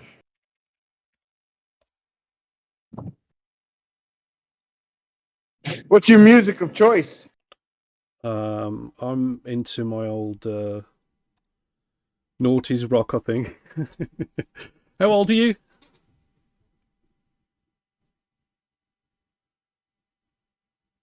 Or shouldn't I ask that? Oh, me? Yeah, you. How old are you? I am 37. I think. So I'm actually older than you. So what music are you into? I like the old blues. I'm all about. I like the country, but not what they call country. Like I like the old Merle Haggard and the stories. You know what I mean? Where they were. I think any music really, if they're still telling stories, whether it be rock and roll or blues or country or Yeah, um, yeah, as long as they're telling a story, I'm listening. When you get into that death metal stuff and like, I mean, you can't even tell what they're saying and I get techno is like the feeling yeah. really. And I mean, a good bass beat hits me in the right spots too, you know, but I like the stories. So, you sit me down in front of ABBA or Beatles or Merle Haggard or, even some of the old Aerosmith, whatever. I kind of listen to anything if it's Yeah. If it got sounds good. substance. Yeah. It looks like we got an answer for the blade. It's going to be a drop.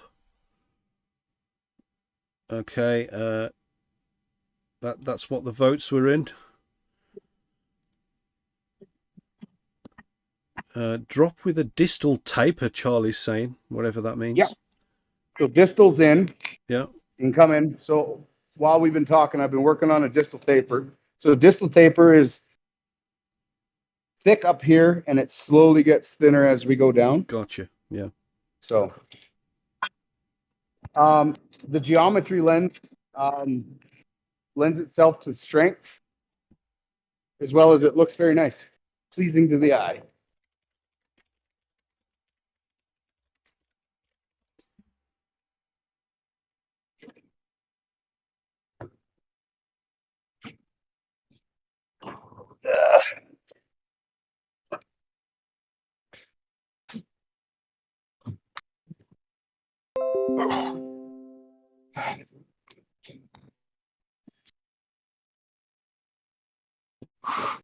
Just gonna go get the boy here so he can help me. No problem. I'm just getting an image for a distal taper drop knife.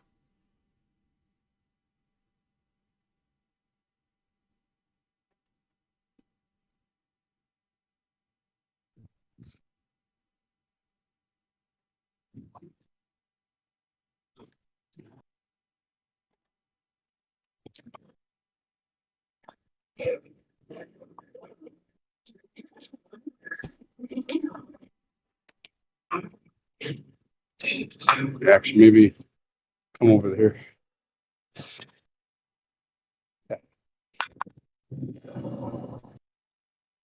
Go ahead and just put it down. So apparently Yeah. that is the tip area of a distal taper drop knife that I've just shared on the stream.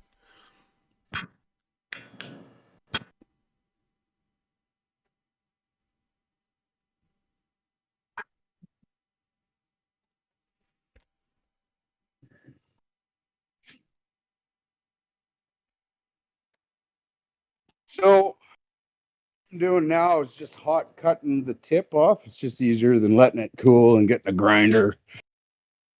But earlier, I was said there was no waste. This is the type of stuff I mean. That's tiny. So you're So gonna put a handle on that? You're gonna put a little. yeah, I have a a dozen of these at least. Yeah.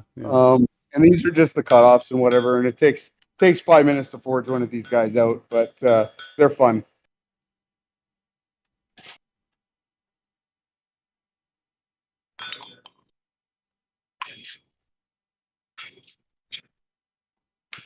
Move it up. Move it up.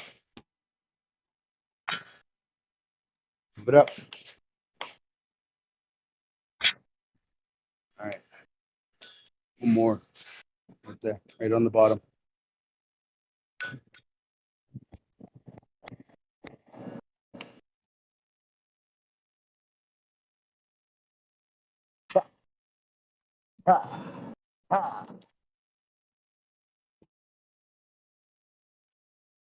So I do want it to be a bit of a shorter blade, just because I like the short ones.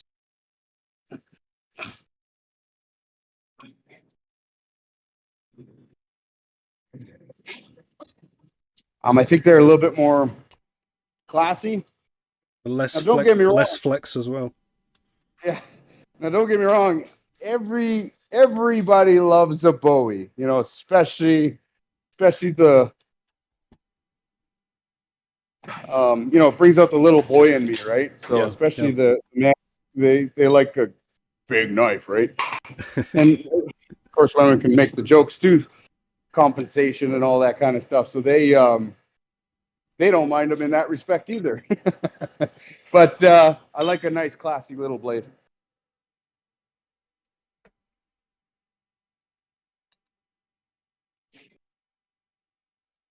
Right, I'm going to check the chat.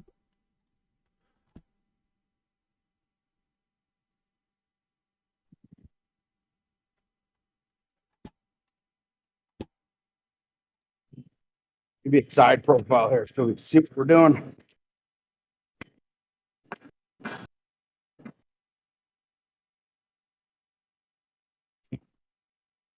Drop point, distal taper. Give it a bit of a belly so it's got some utilitarian. Spear points are nice, but they look like vegetable choppers. So we could still go spear point and drop point at the same time. Okay. We got any more? I'll check. Just the one. One bid. We've got. Oh, I'll check the bids. Give me a sec. Yeah, so far we are still at 100,000 RTM. Maybe if anyone... I don't know. Maybe not. Oh, I was just thinking like maybe I'll just make an executive decision at this point. We got drop point. We'll leave the decision there. Again, for the sake of time. Okay.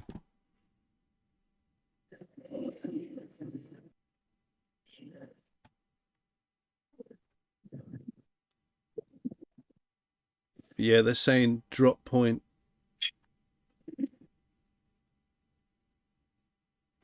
I got the drop point, but there's Charlie said distal taper.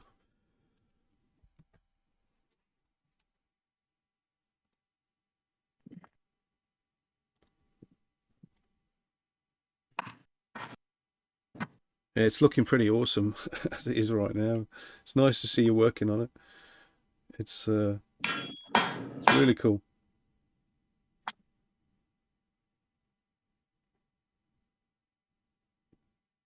Coolers.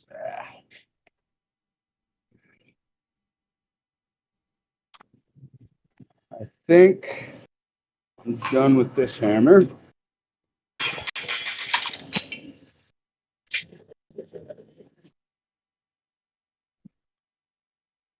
So I could tell it's been a while since I've actually done any forging. My arm doesn't hurt anymore. When I first started, your forearm would just burn. Oh, would it? Yeah. But now it's actually my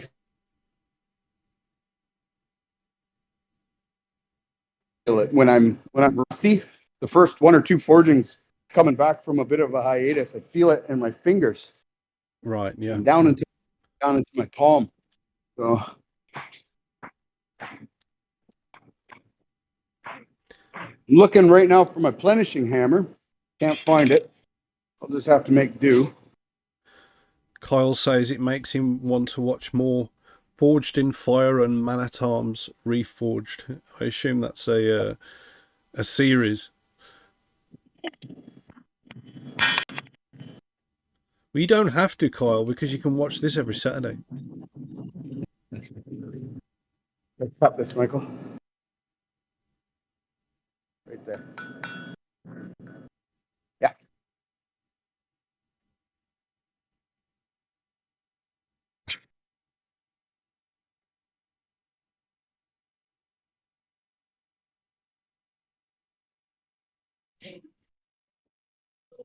Well, I'll cheat and buzz that last little bit off so it's not 100% forged just because it leaves such a wispy end. Yeah. It'll create a cold shut if I don't. Gotcha. So this little cut got a wisp there. Yeah. And if I try to put that back over, it'll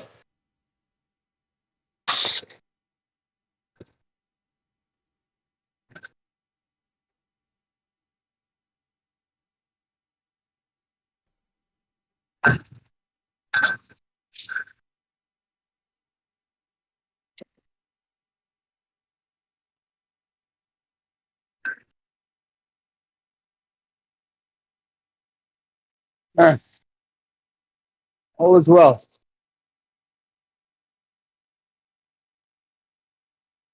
Cool this thing off.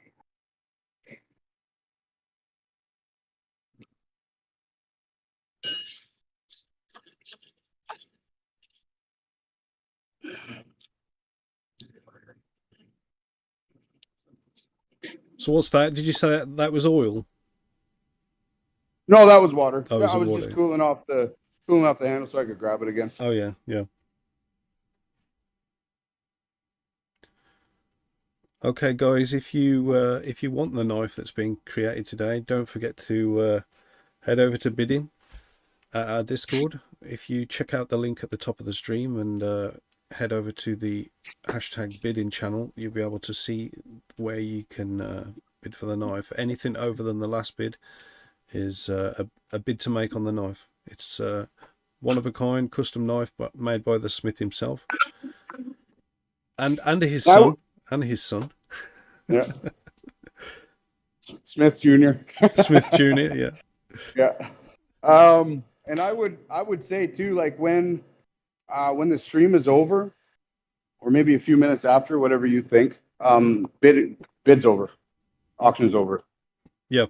Whatever it goes for, it goes for. That's what we've said. It's for the duration of the stream. Once the stream's done, that's it. It's sold. That's it. Love it. Love it.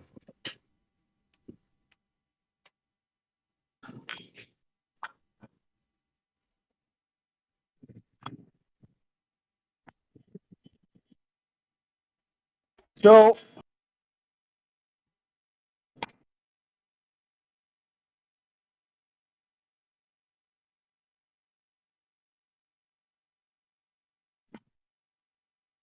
with the distal paper, so when you forge out the bevels, Right. what happens is it curves the blade up because you're expanding that material out. Yep. So that ruins your distal taper because you actually have to come in here and bend that tip back down, but then it stretches out your steel back here. Yeah. So the way you combat that is you have that hard stop in your distal, and then you forge your bevels, and as it draws up, you draw that distal back out, and it creates your drop point again. Otherwise, it'd be a sweep point.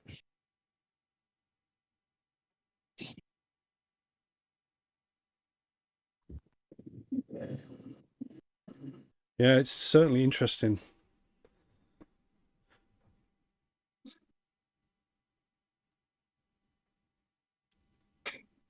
I gotta say, I'm enjoying this. Yeah, it's pretty cool, man. It's amazing that you're able to live stream this and have it all in high quality for us all to see. It really puts a bit more value to what's being worked on, and shows the community that it's not just some factory made rubbish. This is the real deal, and that's what matters.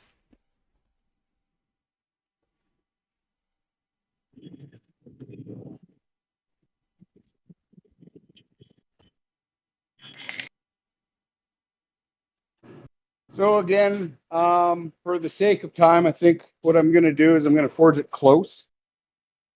Now, typically what you do, and you can only ever forge close, right? But typically what you do, and especially in like Japanese smithing and stuff like that, when you're dealing with something as valuable as tamahagane, you forge that sucker to within half a millimeter of finished size.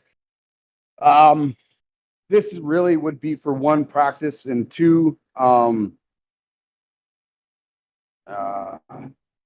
posterity. Yeah. And maybe even some providence, but really it's not completely necessary because I took that piece of steel out of a pile, 6 inches high over there, so I don't need to conserve material. Oh, And really, Charlie's saying he may have to bid. I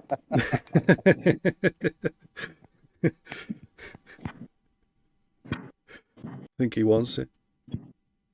Yeah, we have a bit of a, I don't know if you call it an inside joke, but he doesn't, I imagine Gollum. Nobody else will have my precious.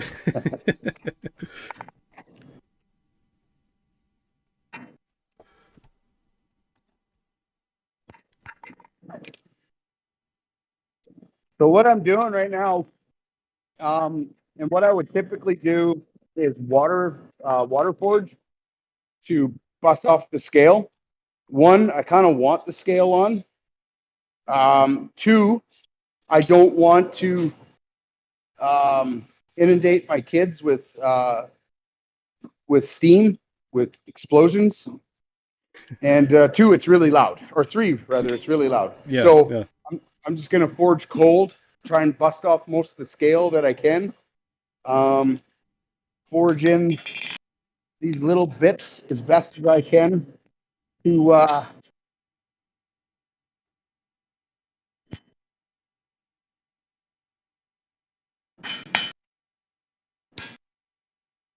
have a finished product that isn't completely scaled up.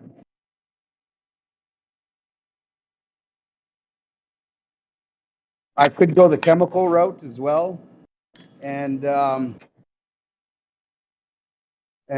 put some flux on here and really clean it up. I might do that. I think we'll do that. We'll just flux it off. So what's the what kind of finish can you get with that doing that sort of thing? It just creates a cleaner, the proper term for it is brute de forge, and I'm sure right now the baguette nibbler is saying it is a brute de forge. No. I think he'll be pleased that you mentioned him. Yeah. So not brute de forge, but brute de forge. Hit me in the comments on my French accent and how horrible it is. But oh, that's hot. It's gonna leave a bit of a rough textured finish, but at the same time not a loose, scaly finish. Mm-hmm. Come get a close up of this. So you can actually see right now how it turns from white to kind of yellow. See right down here where it's turning yellow. That's because it's actually melting the oxides. And there it goes puffing up. cooking off all the water that's in it. So as it melts those oxides and puts them into solution, I can come along and just dust them off. And so it'll take it down to oxidized steel, but at the same time, it won't have loose scale on it. I think I got a call coming in here. Yeah, I think we just lost the camera.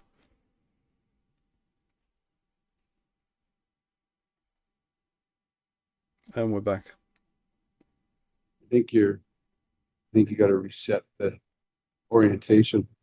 No, it's good. Are you guys? That. It's good like that. Okay. There we go.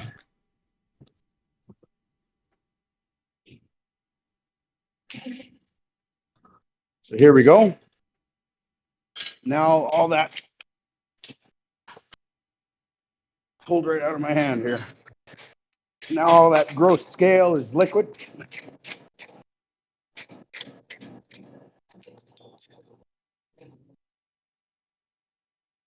And the only reason for that again was just to save us from, even though I love water forging. Yeah. It's so clean, and you get to work on red hot steel as it's clean, and there's just something about it, the plenishing of it. Mm-hmm. I think at this point I'm going to straighten it. Charlie, I think I'll grind it. Charlie right says here now. Charlie said the water forge you mentioned, as far as he knows, is an old Japanese technique for blowing off scale while forging. That's 100%. Yeah. Yeah, 100% correct. I think they call it Kyoryugatame. I'm just kidding. I don't know. I was just about to say it's better than your French accent.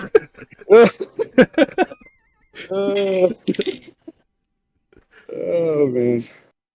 Yeah, I don't know what they call it, but I speaking specifically as a bladesmith, I love it when you learn to love something when you find out the utility of it. Yeah. And that's what grows your fondness towards it. So you see a lot of these trending things these days, and everybody and their dog wants a part of it just simply because they saw it on TikTok or whatever. Yeah. I like it much better when you get to learn utility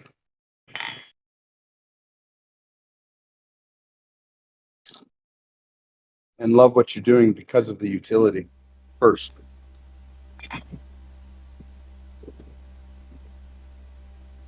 I've been doing this for quite a few years, and I'll never forget a comment that one of my friends made. He says, I like the fact that you were doing knives before they were cool. Before the whole forge and fire thing, and that always kind of stuck with me. Yeah.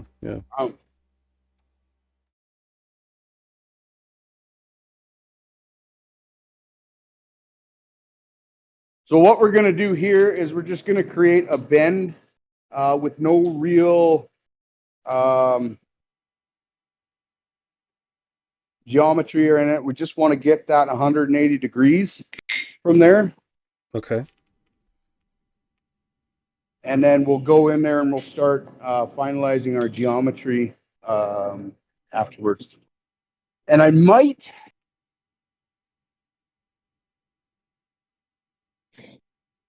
Man, I wish I knew where my smaller hammer was. We're getting into the details of it. And now here we could do, like our reverse bends, right? And we have to set him up big now so that we can set up for later when it comes to the fine details. And that's I think one of the biggest things that I've had to learn through trial and error. Of all the trial and error lessons that are out there, and I believe trial and error lessons are the best of the lessons. Of all the trial and error lessons I've learned, I found that going from macro to micro, I know just saying it right now, I feel like an idiot. Like, duh, of course going from macro to micro. But everybody kind of sees the end goal in sight, and they go for that goal and they forget about the journey in between.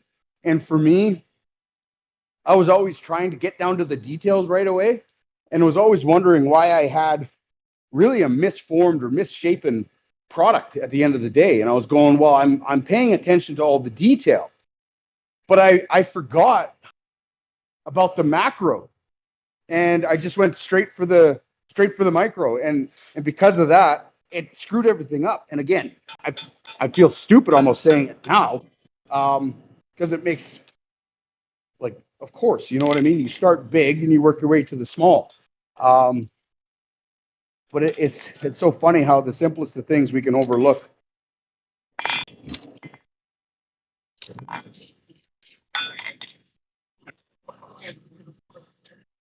So now that I got my big bends, I'm gonna come in here with some of my hardy tools. Different ones for different reasons. I probably only gonna need the one, and I think I should be good. Okay, so which one have we got?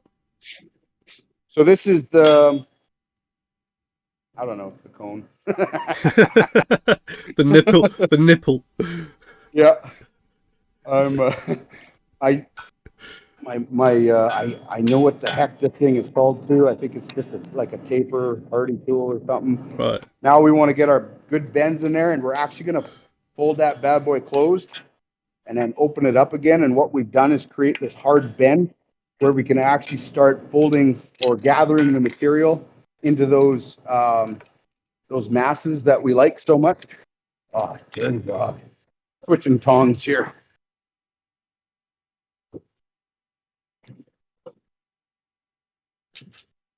Center. So we like creating masses, lumps. And what time is it? What time you got, Paul? No, we're good. Don't worry. Don't worry about the time. As long as you're good, I'm good.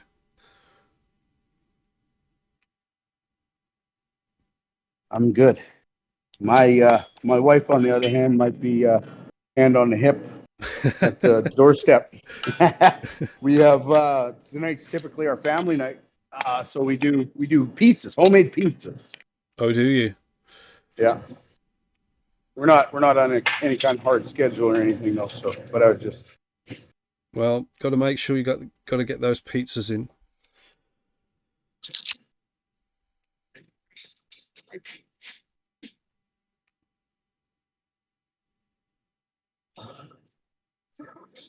What time is it there now? Not sure. We can't get the time. 6:14. We have 6:14. We got lots of time. Dinner's not till 7. My daughter's looking at me right now. She's the oldest, and she's I don't need it from 2 females in the house. That's all I gotta say to that. She's giving me the gears there.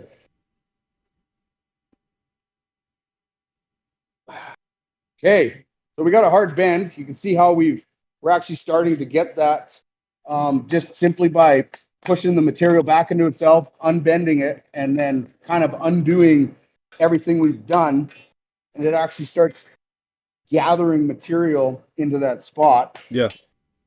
Oh, I kind of got a Christopher Walken vibe there. Gathering material. And then at that point, we can kind of continue on. I think we'll do a hard bend in the back and then a smooth transition up. I'll give it one more twist. We'll finish off our little guard piece there. And then we're going to actually forge out some copper, I think. Wrap it with copper, just like that picture I sent you. Yep. Yep. Not my picture. It is one just I found on Google. But we'll go with it because I love copper. I'm a fan of copper. Yeah, it does give that nice touch on the handle with the copper. It's simple, Yeah. but it's effective. Yeah, absolutely.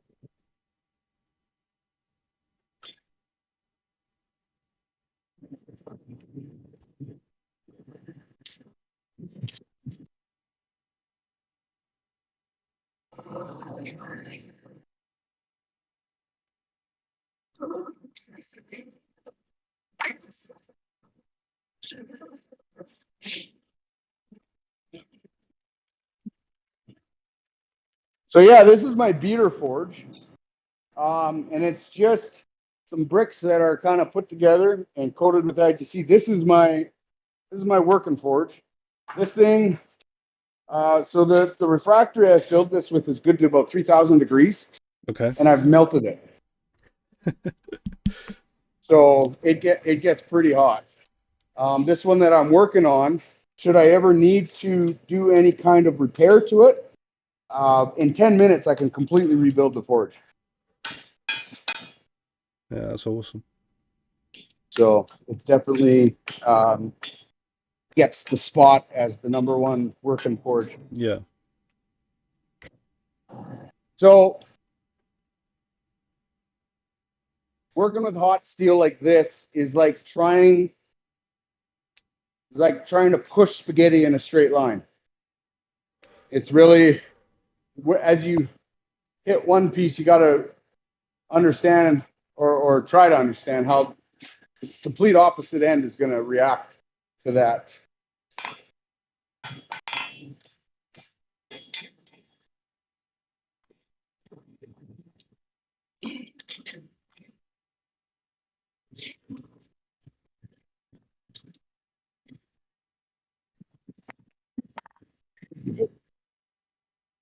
Give it a twist. Oh yeah, that's nice. Beautiful. Yeah. Really I don't know nice. what's going to look. I don't know what's going to look good though.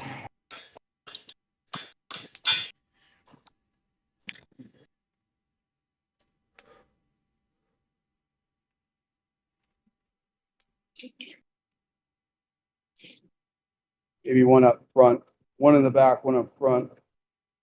That'll help with gripping. Yeah, yeah.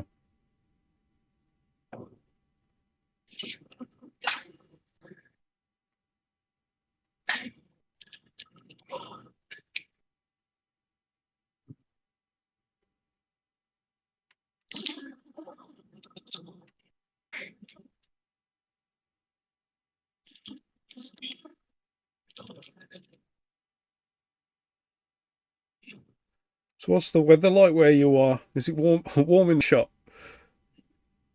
Is it? Sorry, say again. What's the weather like where you are? I mean, you're obviously warm next to the forge.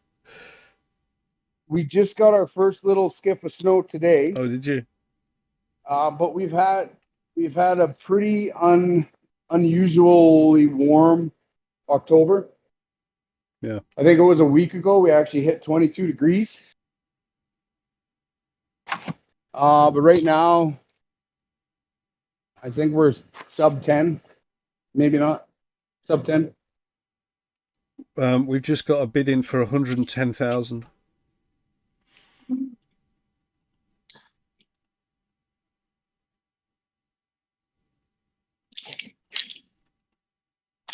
I wonder who that might be.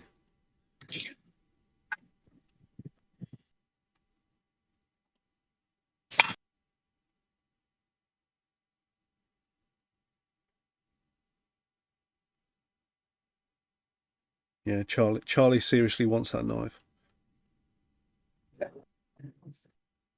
Hopefully, we don't flounder it between now and then.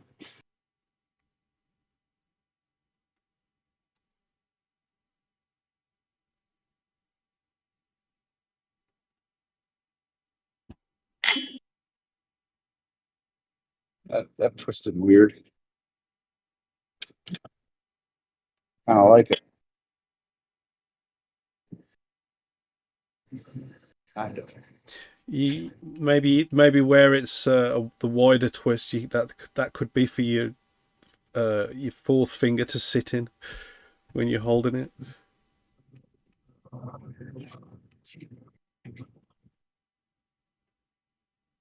I know. I've been trying to be lazy about it. I got to put it in the vise, do it proper.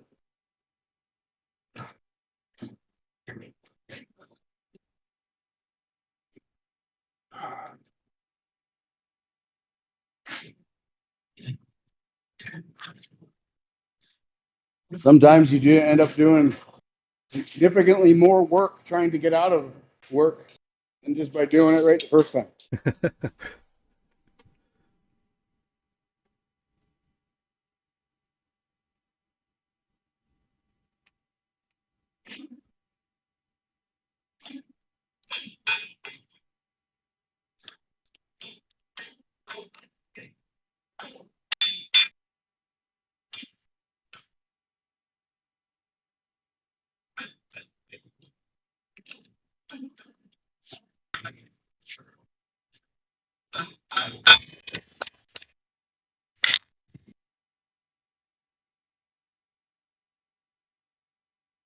Always gets worse before it gets better.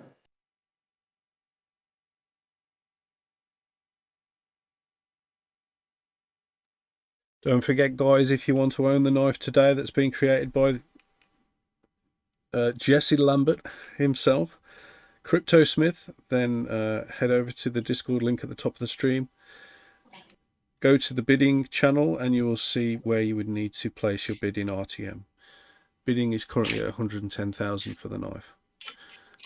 Seems like Charlie wants it, so if you do bid on it, you're probably going to have to compete with Charlie.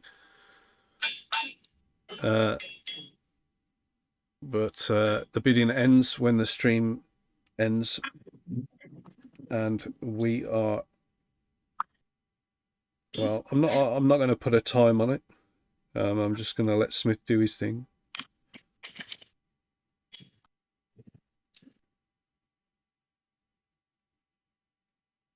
But it's certainly coming along now, looking very nice. Yeah, that is cool. And then you won't get the. Are you going to keep the hoop there? Because then. Yeah, the hoop is staying. Yeah.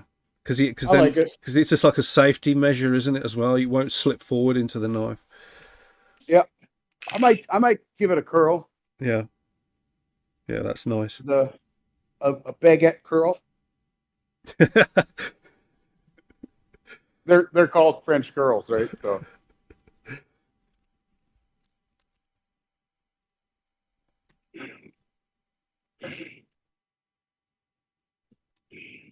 Oh, it seems like we've got another bid in. I'll just check. Oh, Dirty Miner has come in with a 11,000. No, 111,111.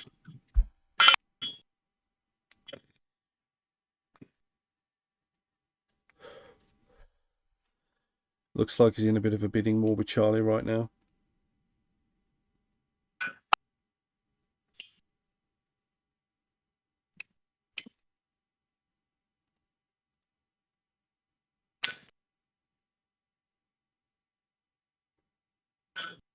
I mean, it is cool though. It is really cool. I didn't think it'd look like that. That's really nice. It's better than the one in the image. Better. Yeah. It's just so like, like we were saying earlier, every hammer strike, you can change your mind mid hammer strike, and it makes it just a completely different piece. Yeah.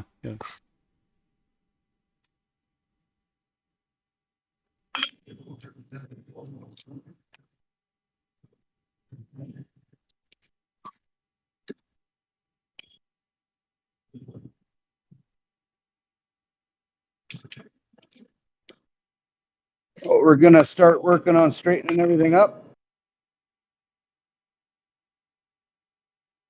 And then while it's cooling,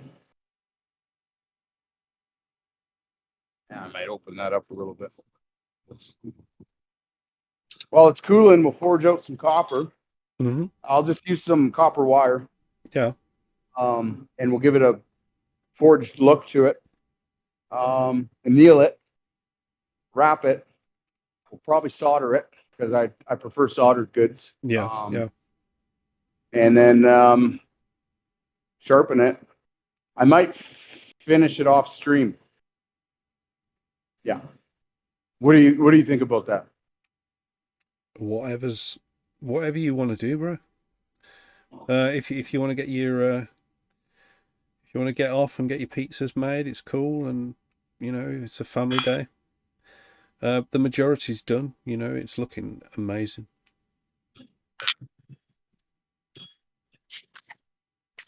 So do what you were comfortable with, and we can end the stream whenever you want.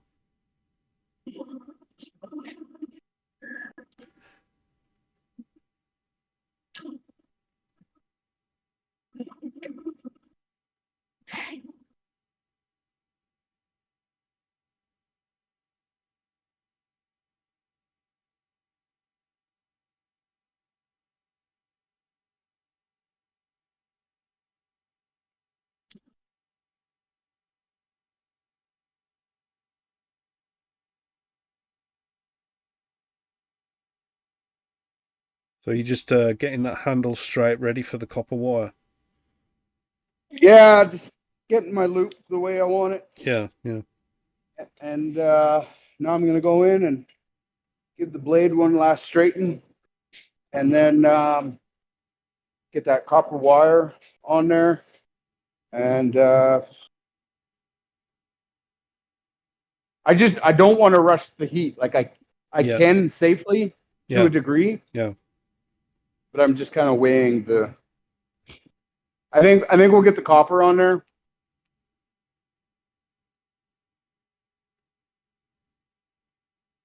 And then yeah, I'll stress relieve it. Stress relieving is quite the process.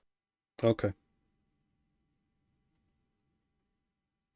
You have to. It's by quite the process. I mean time wise. Yeah, yeah. You basically just heat it up to 1500, and then let it cool, air cool all on its own.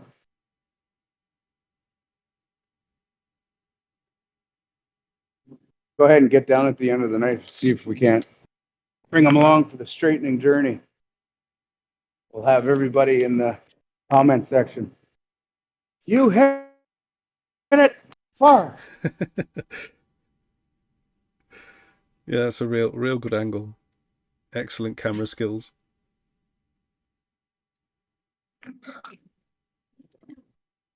Part of the auction price is going to go to paying this little girl for all her decent work here. She's been going like a trooper. Come on. Doesn't want to move. You know, I deal with this so often that I finally lose patience and just give it a good hit, and it just turns into an S. So I've learned to hit it softly multiple times until it finally concedes.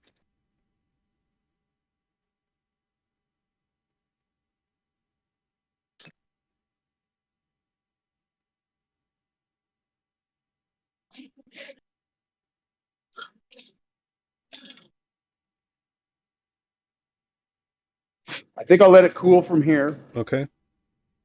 I'll go get the wire, and then it'll cool enough that I can actually give it its final shape, and then that'll allow us to really have a accurate picture of its finished state. Right now, I'm just searching through my tickle trunk. It's a nice knife, that is. When that's going to be finished, it's going to be absolutely beautiful.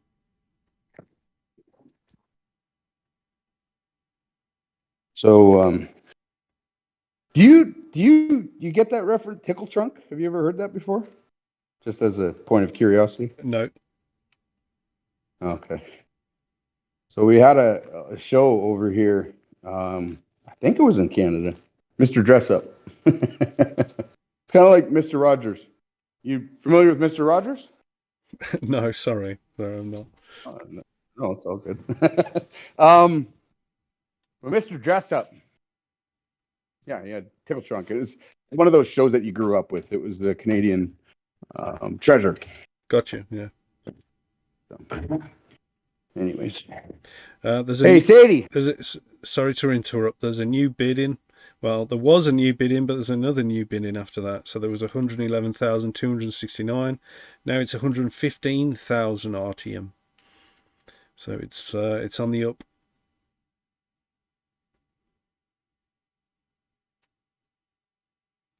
Looks like we might have another one coming in as well. Possibly.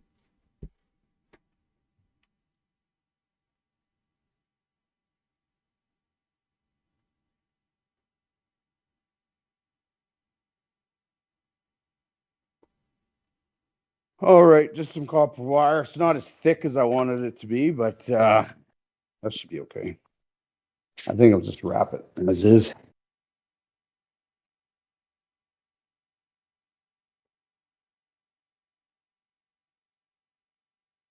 Bit long for my liking. We'll trim everything down.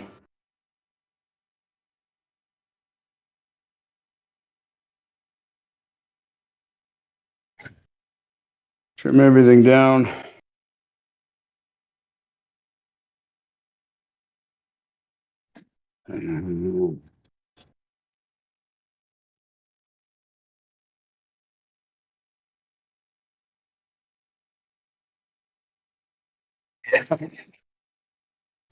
My wife is texting me right now. But Just text her back I and never. say you're wearing the hoodie still. Yeah, exactly. She tried to call earlier. That's when we lost camera, and so I gave her one of those automatic text replies. I said, "I'll call you right back." She just texted me. She says, "I never believe you when you say that." So I guess I do it quite often. Maybe we should send her the link for the live stream. Yeah.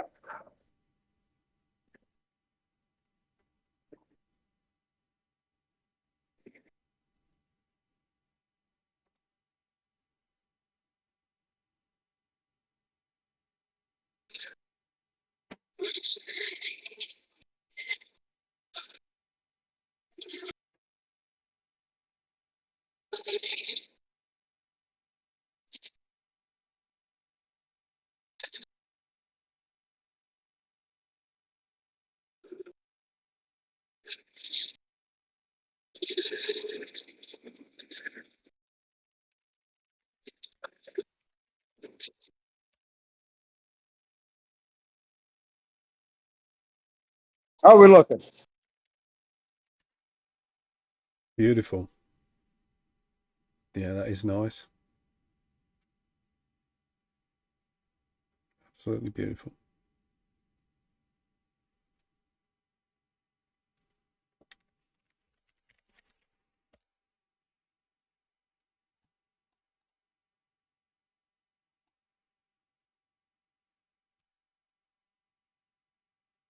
Oh, almost forgot. Almost forgot. What's that? The RTM logo. Oh, yeah. And this. And what's that? What we got there? Number 1. Oh, yeah. Number 1. Live stream number 1. So you're going to do different numbered items for different live streams? I think any live stream item that we produce within the live stream will Yeah. just get the incremental increase for the what I'm trying to say. Yeah. I gotta go get the boy.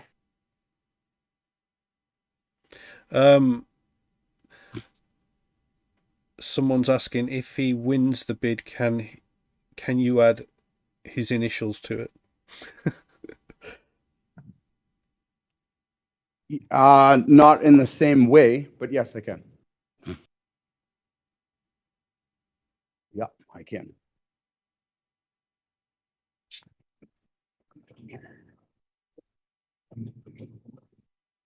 So what we'll end up doing initials down the road is we'll end up acid etching it. Yeah.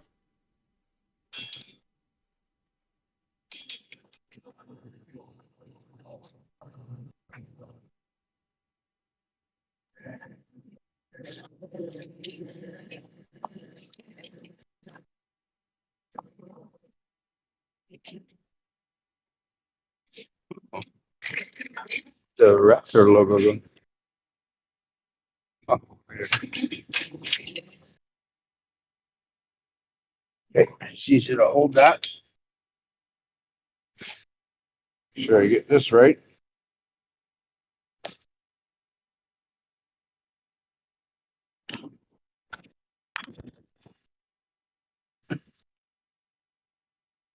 There you go.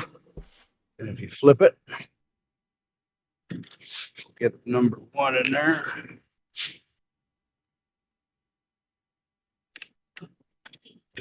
Oh, that was pretty wimpy. There we go.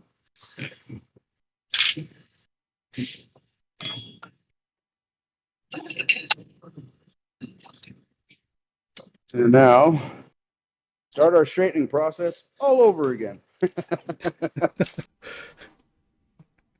All right, that's pretty good.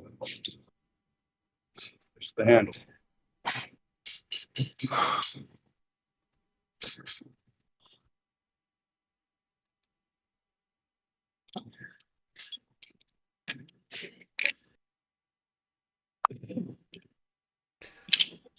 Okay, I think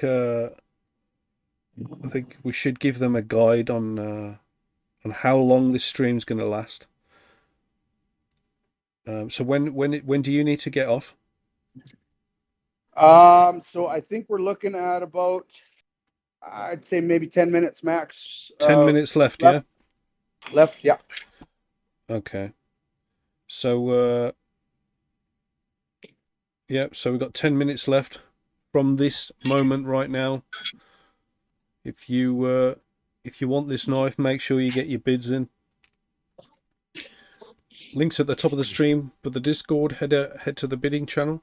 You can also collect rain for the stream as well if you go to the Bitknives CryptoSmith thread as well. Charlie has just put a bid in, 116,969 RTM. So it's going up. Hopefully there's no snipers out there. Well, with those soft closes, it kind of does away with the danger of snipers, but this is a hard close, so there could be a sniper out there with his finger over the button for, X amount, right? Yep. Let it cool down a bit, and we're gonna wrap it. 9 minutes left. 9 minutes left. I think we can actually probably start now. I'll just put it in the vise. And then this is for illustration purposes only, if you can say it that way, because I'll actually have to take this off and then redo the heat treat. I got a stress relieve. I'll probably do a full anneal. All that does is so eutectoid is just a fancy way of saying everything is a bunch of little balls the same size, and they all get along nicely. So right now, because of the nature of forging, I've done a whole schwack of crystalline dislocations. Yeah. And what that's done is create stress points. And so when you full anneal, you basically just realign everything so that it's happy. Right. Yeah. And when it comes to heat treating, those stress points don't come back to haunt you. Mm-hmm.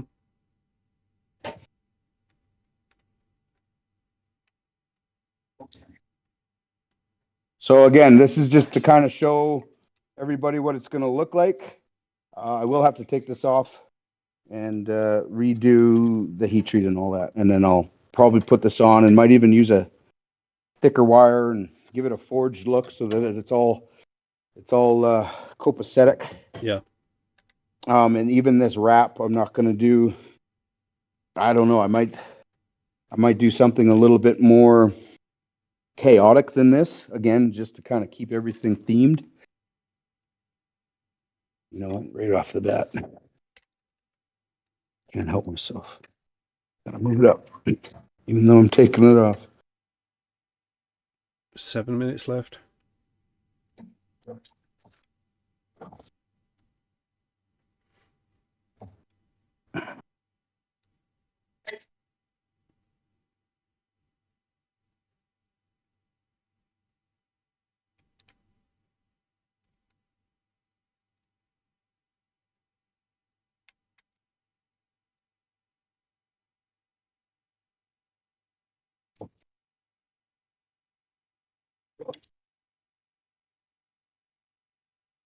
Oh man.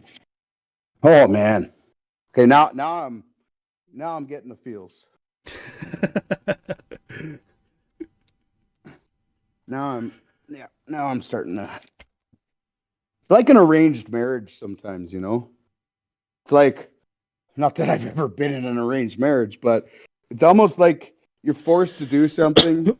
Not forced in the sense of against your will, but almost like you don't know what everything what it entails. Yeah, yeah. And then you get to the end of it and you're like, okay, now I see something that I'm caused to be in love with. And I might just stick with the thin wire too. Like that looks pretty nice. That looks really nice. And I think the thinner the wire is, it's more comfortable for when you're actually holding it. You know, if you slide your hand up with a thicker bumps, it's going to be less comfortable. Yeah, no, absolutely. And then tuck this in. I love these. Got 5 minutes left, guys. Don't forget, if you want this knife, head over to the bidding channel at the Raptoreum Discord. Links at the top of the stream. Michael, can you come here, please? Can you just hold it? Don't do it. Just hold it dead still.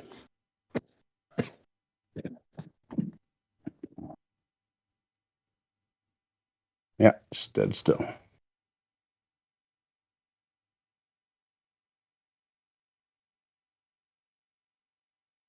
Okay, too long. It's coming off anyways, but let's finish it out.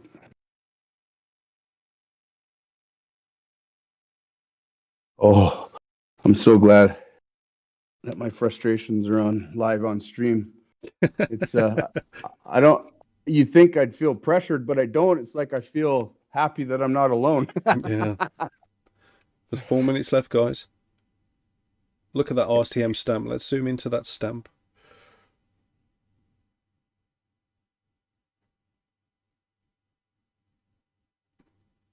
Yeah. Oh, here, let's do ourselves a favor and put it right side up. Absolutely beautiful. I'm just gonna knock an edge on real quick just to give it a little bit of shine. Yeah. And then hopefully that kind of.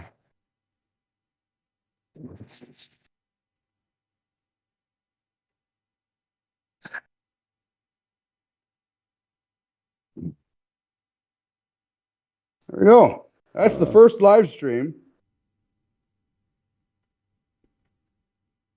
Look at that, guys.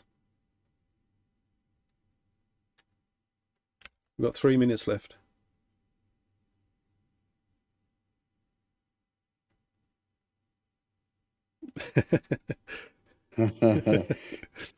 So in these last 3 minutes, and I think it would be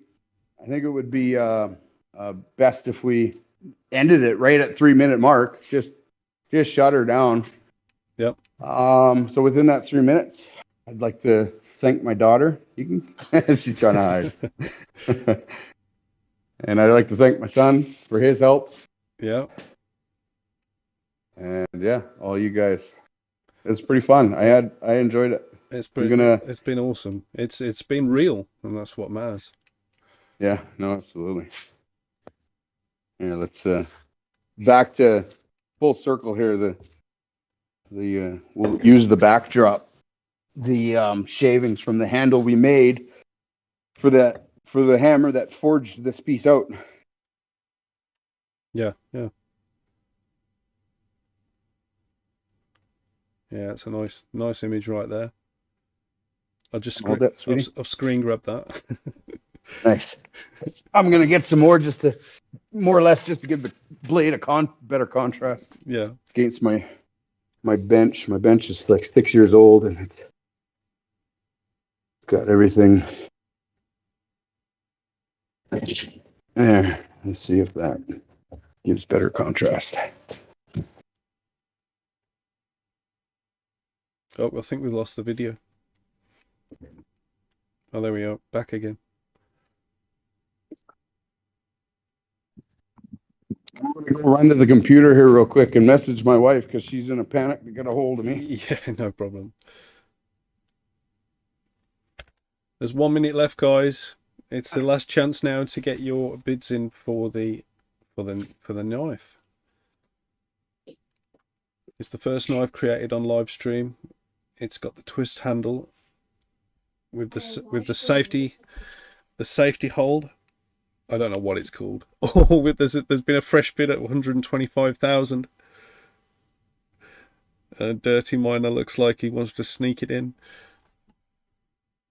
Oh, but Charlie's coming back now. Just snipers around. There's a war right now because they know it's in the last minute. It's the last seconds right now. So,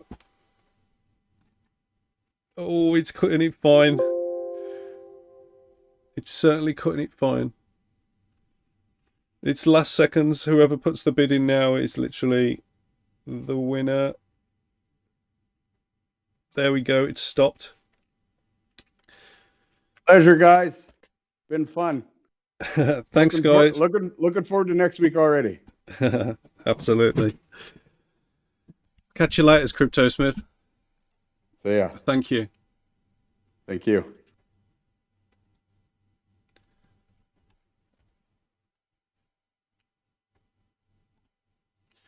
Well, guys, I hope you enjoyed today's CryptoSmith live stream, where he made a blacksmith's knife with a nice curved handle. He's going to be working on that off the stream, getting it all nice and shiny and all the metal treated. Hope you enjoyed that, guys. Don't forget, CryptoSmith is the guy that's creating some of the weapons and knives and things for the upcoming MMORPG games.